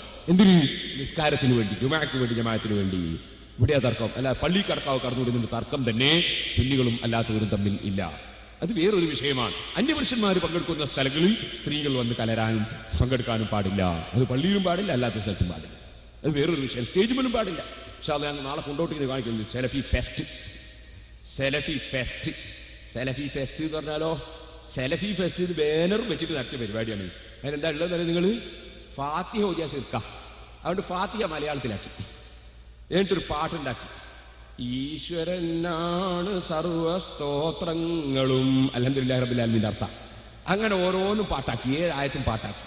എന്നിട്ട് ഒരു ഹിന്ദു പെൺകുട്ടിയും ഒരു മുസ്ലിം പെൺകുട്ടിയും കൂടിയിട്ട് സ്റ്റേജിൽ നിന്നിട്ട് ഇതിങ്ങനെ പാടുക. മൗലവിമാരൊക്കെ ഭക്തിയോടുകൂടെ അങ്ങനെ നിൽക്കുക. പിന്നത്തെ പരിപാടി എന്താ അറിയോ? പിന്നത്തെ പരിപാടി അമുസ്ലിം സഹോദരന്മാരായ ദേവാലയങ്ങളിൽ ചെണ്ടമുട്ടുന്ന കുപ്പായമിടാത്ത അമുസ്ലിം സഹോദരന്മാരെ കൊണ്ടുവന്നിട്ട് പിന്നെ ഭയങ്കര ചെണ്ടമുട്ട്, പിന്നെ കരടി ഒറിജിനൽ കരടിയല്ല, മൗലവി കരടിയായതാ. ഇങ്ങനെ കരടി, പിന്നെ മഹാബലി, പിന്നെ സെൽഫി ഫെസ്റ്റാണ്. ഞാൻ നാളെ ഇൻഷാ അല്ലാഹ് CD-യിൽ അടുത്ത ആ CD-കളൊന്ന് കാണണം. പിന്നെ നാളെ ഇവിടെ വേദാണ്ട് നിങ്ങൾ വരണ്ട, നിങ്ങളത് പിന്നെ കാണണം. പിന്നെ അതിലുള്ള എന്തറിയോ, സെലഫി ഫെസ്റ്റിൽ പിന്നുള്ളത് ഈ മുട്ട്, ഭയങ്കര മുട്ട്. പിന്നെ താലപ്പൊലിയിൽ ആരാ ഉള്ളത്? മൗലവിച്ചുകള് താലപ്പൊലിയെ കൊണ്ട് ഇങ്ങനെ പോകുന്നത്, മക്കനെ വിട്ടിട്ട്. ആ മുസ്ലിം സ്ത്രീകളുണ്ട്. പിന്നെ അവസാനം പിന്നെ സ്റ്റേജും വന്നിട്ടുണ്ട്. സുബ്ഹാന ജല്ല ജലാലുഹു. ചില പരിപാടികൾ പറയാൻ തന്നെ പറ്റൂല, കാണല് പിന്നല്ലേ. അത്രയും മോശമായ പരിപാടികളാണ്. അപ്പൊ സഹോദരന്മാര്, അങ്ങനെ ദീന് നശിപ്പിക്കുന്നതിലൊന്നും നമ്മൾ പെട്ടുപോടാ. നമ്മൾ നന്നായി പഠിക്കണം, മനസ്സിലാക്കണം, ഗ്രഹിക്കണം. വിദ്യാർത്ഥികൾ നന്നായി പഠിക്കണം, മനസ്സിലാക്കണം. അതുപോലെ ഭൗതികമായ വിജ്ഞാനങ്ങൾ മെഡിക്കൽ കോളേജിൽ പഠിക്കുന്ന കുട്ടികളുണ്ടാവും, എഞ്ചിനീയറിംഗ് കോളേജിൽ പഠിക്കുന്ന കുട്ടികളുണ്ടാവും, മറ്റു കോളേജുകളിൽ പഠിക്കുന്ന കുട്ടികളുണ്ടാവും. നിങ്ങളും പരിശ്രമിച്ച് പഠിക്കണം. നിങ്ങൾ ആത്മീയത നഷ്ടപ്പെടാതെ പഠിക്കണം, കൃത്യമായി നിസ്കരിച്ച് പഠിക്കണം. നിങ്ങൾ ക്യാമ്പസിൽ നിന്ന് കള്ളുകുടിയന്മാരായി പോകരുത്. ദുഷിച്ച കൂട്ടുകെട്ടുകൾ നിങ്ങൾക്കുണ്ടാകരുത്. നല്ലവരുമായി മാത്രം കൂട്ടുചേരണം. ദുഷിച്ച കൂട്ടുകെട്ടുകൾ നിങ്ങൾക്കുണ്ടാകരുത്. മസലു ജലീസി സാലിഹി കമസലി ജലീസിൽ അത്താർ. നബി സല്ലല്ലാഹു അലൈഹി വസല്ലം നിങ്ങൾ പറഞ്ഞു, നല്ല കൂട്ടുകാരുടെ കൂടെ ഇരിക്കുന്നവർ അത്ര കച്ചവടക്കാരന്റെ കൂടെ ഇരിക്കുന്നവനെ പോലെയാണ്. അത്ര കച്ചവടക്കാരൻ്റെ അടുത്ത് പോയിരുന്നാൽ ഇടക്കിടക്ക് സാമ്പിളിന് തെറ്റിച്ചിരും. ഇനി അഥവാ കച്ചവടക്കാരൻ ബഹയിലാണെങ്കിൽ പാക്കറ്റ് മാത്രമേ കൊടുക്കൂ എന്ന് പറഞ്ഞാലും അയാൾ എഴുന്നേറ്റ് പോകുന്നവരെ നല്ല വാസന ഉണ്ടാവും. അത് തടയാൻ അയാൾക്കും കഴിയില്ല. ഇതുപോലെ നല്ല സദസ്സിൽ പോയിരുന്നാൽ നമുക്ക് ഇടക്കിടക്ക് സലാത്തിയല്ല, നിക്രിയല്ല, എൽമു കേൾക്കാം. ഇനിയും മൊയിലാർ ഒരു നല്ലൊരു ചെയ്യാത്തൊരു മൊയിലാറാണെങ്കിലോ അയാളെ മുന്നിൽ പോയി ഇരിക്കുന്ന സമയത്ത് നമ്മൾ സിനിമ കാണൂല, അയാളെ മുന്നിൽ പോയി ഇരിക്കുന്ന സമയത്ത് നമ്മൾ ചീത്ത പറയൂല. അപ്പോൾ എന്തായാലും നല്ലവൻ്റെ കൂടെ പോയിരുന്നാൽ ആ സമയം നഷ്ടപ്പെടൂല. മോശക്കാരെ കൂടെ പോയിരുന്നാലോ പുക കൊള്ളും, കരിവാറും, നശിച്ചു പോകും. അതുകൊണ്ട് എപ്പോഴും നല്ല കൂട്ടുകെട്ടായിരിക്കണം. ഈ കാര്യം എൻ്റെ ചെറുപ്പക്കാരോട് പ്രത്യേകം ഉണർത്തി ഞാൻ എൻ്റെ വാക്കുകൾ അവസാനിപ്പിക്കുന്നു. അള്ളാഹുവേ, ഞങ്ങളെ മജ്‌ലിസ് നീ ദുആ മജ്‌ലിസാക്കണം റഹ്മാനെ. സ്വലാത്ത് ധാരാളം ചൊല്ലണം. നബി സല്ലല്ലാഹു അലൈഹി വസല്ലം തങ്ങളുടെ സ്വലാത്ത് കേട്ടിട്ടില്ലേ നിങ്ങൾ? ഇമാം സമർഖന്ദി റഹ്മത്തുള്ളാഹി അലൈഹി നിങ്ങൾ ഉദ്ധരിച്ച ഒരു ചരിത്രം. അദ്ദേഹം കഅബത്തിന്റെ സമീപത്ത് മിനയിൽ അറഫയിൽ പല സ്ഥലത്തും ഒരു ചെറുപ്പക്കാരൻ്റെ കൂടെ നടന്നു. എവിടെ നോക്കുമ്പോഴും അദ്ദേഹം സ്വലാത്തിങ്ങനെ ചൊല്ലുന്നു, സ്വലാത്തിങ്ങനെ വർദ്ധിപ്പിക്കുന്നു. ചോദിച്ചു, മോനെ, ഇവിടെയൊക്കെ വേറെ വേറെ ദിക്റില്ലേ, നീ എന്തേ സ്വലാത്തി ചൊല്ലുന്നത്? ഓ ഉസ്താദേ, ഞാൻ പറയാം, എൻ്റെ കഥ പറയാം. ഖുറാസാനിൽ നിന്ന് ഹജ്ജിന് വേണ്ടി ഞാനും എൻ്റെ ബാപ്പയും പുറപ്പെട്ടതാണ്. കൂഫയിലെത്തിയപ്പോൾ ബാപ്പ രോഗബാധിതനായി. രോഗം മൂർച്ഛിച്ച് ബാപ്പ മരിച്ചുപോയി. ബാപ്പയുടെ മയ്യത്തിൻ്റെ മേലൊരു തുണിയെടുത്ത് പുതച്ച് ഞാൻ അല്പം അകലെ ഒന്ന് നീങ്ങി നിന്നു. ഞാൻ എൻ്റെ കാര്യം നിർവഹിച്ച് ബാപ്പയുടെ മയ്യത്ത് മറമാടാൻ, മയ്യത്ത് കുളിപ്പിക്കാനും നിസ്കരിക്കാനും ഒക്കെ കൂട്ടിനാരെയെങ്കിലും കിട്ടണം. യാത്രക്കിടയിലുള്ള മരണമാണല്ലോ. ഞാൻ ബാപ്പയുടെ മയ്യത്തിൻ്റെ അടുത്തേക്ക് വീണ്ടും വന്നു. ബാപ്പയുടെ മുഖമൊന്നുകൂടി കാണാൻ ഞാൻ തുണിയൊന്ന് നീക്കി നോക്കി. ബാപ്പയെ കാണാൻ മക്കൾക്ക് ആഗ്രഹമുണ്ടാകൽ സ്വാഭാവികമാണ്. മരിച്ച മയ്യത്ത് പ്രത്യേകം നോക്കൽ, പ്രത്യേകം സുന്നത്തൊന്നുമില്ല. ചില ആളുകൾ മരിച്ച മയ്യത്ത് ഇങ്ങനെ കാണാൻ വെക്കുന്നൊരു പരിപാടിയുണ്ട്. അതിൻ്റെ ആവശ്യമില്ല. നേരെ മറിച്ചൊരു ബറക്കത്തുള്ള പണ്ഡിതനോ ഒരു മഹാനോ ആണെങ്കിൽ അത്തരത്തിലുള്ളവരുടെ മുഖം കാണുന്നതും അവരെ ചുംബിക്കുന്നതും അതൊന്നും തെറ്റുള്ള കാര്യമല്ല. അല്ലെങ്കിൽ അതിൽ പുണ്യമുണ്ട്. പക്ഷേ എല്ലാവരും കൂടി ഒരു മനുഷ്യൻ്റെ മുഖം പിടിച്ച് ചുംബിച്ച് ബുദ്ധിമുട്ടുണ്ടാക്കുന്ന രൂപത്തിലാവുകയും ചെയ്യരുത്. ഇരിക്കട്ടെ, ഞാൻ പറഞ്ഞു വന്നത്, മകൻ പറയുകയാണ്, ബാപ്പയുടെ മുഖമൊന്നുകൂടി കാണാൻ തുണിയൊന്ന് നീക്കി നോക്കിയപ്പോൾ വിഷമിച്ചുപോയി. ബാപ്പയുടെ മുഖം കഴുതയുടെ കോലമാണ്, കഴുതയുടെ രൂപമാണ്. വേദനയോടെ ഞാൻ അകലെ പോയിരുന്നു ദുഃഖിച്ചിങ്ങനെ കരഞ്ഞിരിക്കുകയാണ്. ഞാൻ എൻ്റെ ബാപ്പയുടെ മയ്യത്തെങ്ങനെ സംസ്കരിക്കും, ഈ മയ്യത്ത് മറ്റുള്ളവർക്ക് ഞാൻ എങ്ങനെ കാണിക്കും എന്നിങ്ങനെ ചിന്തിച്ചു കൊണ്ടിരിക്കുമ്പോൾ ഞാൻ മയങ്ങിപ്പോയി. ആ ഉറക്കത്തിലതാ എനിക്ക് കാണാൻ കഴിയുന്നു, ഒരു നല്ല മുഖമുള്ള നല്ല ഭംഗിയുള്ള ഒരാൾ കയറി വരുന്നു. ഞാൻ അദ്ദേഹത്തിൻ്റെ വരവ് കണ്ടപ്പോൾ എന്തൊരു മുഖമാണ്! അതാ അദ്ദേഹം നേരെ വന്നെൻ്റെ ബാപ്പയുടെ ശരീരത്തിനടുക്കലേക്ക് ചെന്നു. അദ്ദേഹം തുണിയൊന്ന് നീക്കി. തുണി നീക്കിയിട്ട് അദ്ദേഹം അതാ വീണ്ടും തുണി അതിൻ്റെ മേലെ തന്നെ ഇട്ടു. എൻ്റെ സമീപത്ത് വന്ന് ചോദിക്കുന്നു, മോനെ, എന്തിനാ ദുഃഖിച്ചിരിക്കുന്നത്? ഞാൻ ദുഃഖിച്ചിരിക്കുന്നത് നിങ്ങൾ കണ്ടില്ലേ എൻ്റെ ബാപ്പയുടെ മുഖം? അപ്പോഴത് ആ വന്ന വ്യക്തി പറയുകയാണ്, ഓ മോനെ, വിഷമിക്കണ്ട, നിന്റെ ബാപ്പയുടെ മുഖം നന്നായിപ്പോയി, നല്ല മുഖമായി പോയി, ചെന്നു നോക്ക്. ഞാൻ ചെന്നു. വീണ്ടും ബാപ്പയുടെ മുഖം ഞാൻ ഉറക്കിൽ സ്വപ്നം കാണുകയാണ്. ഞാൻ ബാപ്പയുടെ മുഖത്ത് നിന്ന് തുണിയൊന്ന് നീക്കി. അൽഹംദുലില്ലാഹ്, ചന്ദ്രൻ തിളങ്ങുന്നത് പോലെ ബാപ്പയുടെ മുഖം ഇങ്ങനെ തിളങ്ങുകയാണ്. സന്തോഷിച്ചു പോയി. ഞാൻ ഈ വന്ന വ്യക്തിയുടെ കുപ്പായത്തിൻ്റെ അല്ലെങ്കിൽ തുണിയുടെ ഭാഗം അവിടെ അങ്ങ് പിടിച്ചു. ഞാൻ പറഞ്ഞു, പോകല്ല, പോകല്ല, നിങ്ങൾ ആരാണെന്ന് പറയാതെ പോകല്ല, നിങ്ങളെ വരവൊരു വല്ലാത്ത ബറക്കത്തുള്ള വരവാണല്ലോ. സുബ്ഹാനല്ലാഹ്. അതങ്ങ് പറഞ്ഞപ്പോ അദ്ദേഹം പറഞ്ഞു, ആ വന്ന വ്യക്തി എന്നോട് പറഞ്ഞു, ഓ മോനെ, അനൽ മുസ്തഫ, ഞാൻ അൽ മുസ്തഫ മുഹമ്മദുർ റസൂലുള്ളാഹി സ്വല്ലല്ലാഹു അലൈഹി വസല്ലം തങ്ങളാണ്. നിന്റെ ബാപ്പയ്ക്ക് എന്താ സംഭവിച്ചത് എന്നല്ലേ അറിയേണ്ടതെന്ന നിലക്ക് അവിടുന്ന് പറയുകയാണ്, നിന്റെ ബാപ്പയ്ക്ക് പറ്റിയത് എന്താണ്? സഹോദരന്മാരെ, ഹജ്ജിന് പുറപ്പെട്ട ബാപ്പയാണ് കേട്ടോ. ഹജ്ജിനൊരാൾ പുറപ്പെടുമ്പോൾ സ്വാഭാവികമായും എല്ലാം പൊരുത്തപ്പെടിച്ച് ഹക്കൊക്കെ കൊടുത്തു വീട്ടി, എന്തെങ്കിലും ഹക്കുകളുണ്ടെങ്കിൽ പൊരുത്തപ്പെടിച്ചല്ലേ ഇറങ്ങുക. അപ്പം അദ്ദേഹം ഹക്കുകളൊക്കെ കൊടുത്തു വീട്ടിയിട്ടുണ്ടാകാനാണ് സാധ്യത. ഹജ്ജിന് പുറപ്പെടുന്ന ആൾ തൗബ ചെയ്തിട്ടല്ലേ ഇറങ്ങുക. ഹജ്ജിന് പുറപ്പെടുന്ന ആൾ ആദ്യം ചെയ്യേണ്ടത് തൗബയല്ലേ. ഹജ്ജിനെ സംബന്ധിച്ച് 2-3 മണിക്കൂർ സമയം, 4 മണിക്കൂറോളം സമയം ഹജ്ജിനെ സംബന്ധിച്ച് അതിനാവശ്യമായ മസലകളൊക്കെ പ്രധാനപ്പെട്ടതൊക്കെ ഉൾക്കൊള്ളിച്ചുകൊണ്ട് ഞാനെടുത്ത ക്ലാസിൻ്റെ CD കേസിട്ടുണ്ട്. ഹജ്ജിന് പോകുന്നവർ വാങ്ങി കേൾക്കുന്നത് നല്ലതാണ്. ഇരിക്കട്ടെ, ഞാൻ പറഞ്ഞു വരുന്നത്, ഹജ്ജിന് പോകുന്ന സമയത്ത് തൗബയല്ലേ ഒന്നാമത്തെ വിഷയം. ആ തൗബ ചെയ്തിട്ടായിരിക്കുമല്ലോ അദ്ദേഹം ഇറങ്ങിയത്. അതുകൊണ്ട് തന്നെ അദ്ദേഹം ഹക്കൊക്കെ കൊടുത്തു വീട്ടിയിട്ടുണ്ടാകാം. പക്ഷേ നബി സല്ലല്ലാഹു അലൈഹി വസല്ലമ തങ്ങളാണെന്ന് പറഞ്ഞുകൊണ്ട് പറയുകയാണ്, ഓ മോനെ, നിന്റെ ബാപ്പ അതാ പലിശ വാങ്ങി തിന്നുപോയി, പലിശ വാങ്ങി തിന്നുപോയി, ഒരു ദിവസം പലിശ മുതൽ തിന്നുപോയി. ഒരു പക്ഷേ അദ്ദേഹം അറിയാതെ പെട്ടതാണോ, അല്ലെങ്കിൽ അറിഞ്ഞുകൊണ്ടാണെങ്കിൽ ഹജ്ജിന് പോകുന്ന സമയത്ത് അത് പൊരുത്തപ്പെടുകയും ഹക്ക് വീട്ടിയിട്ടുണ്ടാകാം, തൗബ ചെയ്തിട്ടുണ്ടാകാം. പക്ഷേ പലിശ മുതൽ വയറ്റിലായി പോയ മനുഷ്യനാണ്. പലിശ മുതൽ തിന്ന മനുഷ്യന്റെ മുഖം ദുനിയാവിലോ ആഖിറത്തിലോ അല്ലാഹു തആല വികൃതമാക്കാതിരിക്കില്ല. സഹോദരന്മാരെ, നിങ്ങൾക്ക് നേരത്തെ നിങ്ങൾ കേട്ട ആ CD-യുടെ അവസാനത്തിൽ തന്നെ ഉണ്ടെന്നാണ് എൻ്റെ ഓർമ്മ. ഇല്ലെങ്കിൽ ഞാൻ ഈ അടുത്ത് പ്രസംഗിച്ച കുറ്റ്യാടിയിലും പെരിങ്ങത്തൂരിലുമൊക്കെ പ്രസംഗിച്ച CD-യിൽ ഞാൻ കയറ്റിയിട്ടുണ്ട്. നാളെ ഇൻഷാ അല്ലാഹ് സമയമുണ്ടെങ്കിൽ കൊണ്ടോട്ടിയിലും ഞാനത് കാണിക്കുന്നുണ്ട്. കാരപ്പറമ്പ് ശാഖ KNM ഉണ്ടല്ലോ, കാരപ്പറമ്പ് ശാഖ KNM നിങ്ങൾ കോഴിക്കോട്ടല്ലേ, അവരിലെ സക്കാത്തിന്റെ കണക്ക് പ്രസിദ്ധീകരിച്ചിരിക്കുന്നു. എൻ്റെ കയ്യിലുണ്ടല്ലോ അവരുടെ പുസ്തകം. അതിലെന്താ ഉള്ളത്? സക്കാത്തിന്റെ പണം മുതലാളിമാരോട് പിരിച്ചെടുത്തിട്ട് ബാങ്കിൽ കൊണ്ടുപോയി പലിശ വാങ്ങിയിട്ട് കൊടുക്കുകയല്ലേ. പലിശന്റെ കണക്ക് അവരെഴുതിയിട്ടില്ലേ? അതിൻ്റെ CD-യിൽ നിങ്ങൾക്ക് കാണാം, കണക്കും അവരുടെ പുസ്തകത്തിന്റെ ചിത്രവും കാണാം. പുസ്തകം ഞാൻ സൂക്ഷിച്ചിട്ടുണ്ട്, വെറുതെ പറയുകയല്ല. പലിശ ഹലാലാക്കിയിരിക്കുകയാണല്ലോ പുത്തൻവാദികൾ. പക്ഷേ ഇസ്ലാമിൽ എത്ര കടുത്തൊരു തെറ്റ് സഹോദരന്മാരെ! ആ പലിശ മുതൽ തിന്നവനാണ്. അതുകൊണ്ട് തന്നെ നിന്റെ ബാപ്പയുടെ മുഖം കഴുതയുടെ കോലമായി പോയി. പക്ഷേ നിന്റെ ബാപ്പക്കൊരു സൽക്കർമ്മമുണ്ട്, അദ്ദേഹം തൗബ ചെയ്തവനായിരിക്കാം എന്ന് ഞാൻ പറഞ്ഞത്. പലിശയിൽ നിന്ന് സലാത്തിയില്ല മതി എന്ന് തോന്നരുത്, അതുകൊണ്ടാണ്.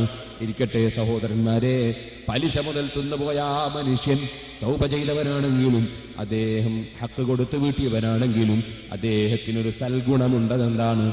ഏത് ദിവസവും കിടന്നുറങ്ങുന്നതിന് മുമ്പ് ഒരു 100 സലാത്ത് ചൊല്ലാതെ ഒരു ദിവസവും കിടന്നുറങ്ങാറില്ല.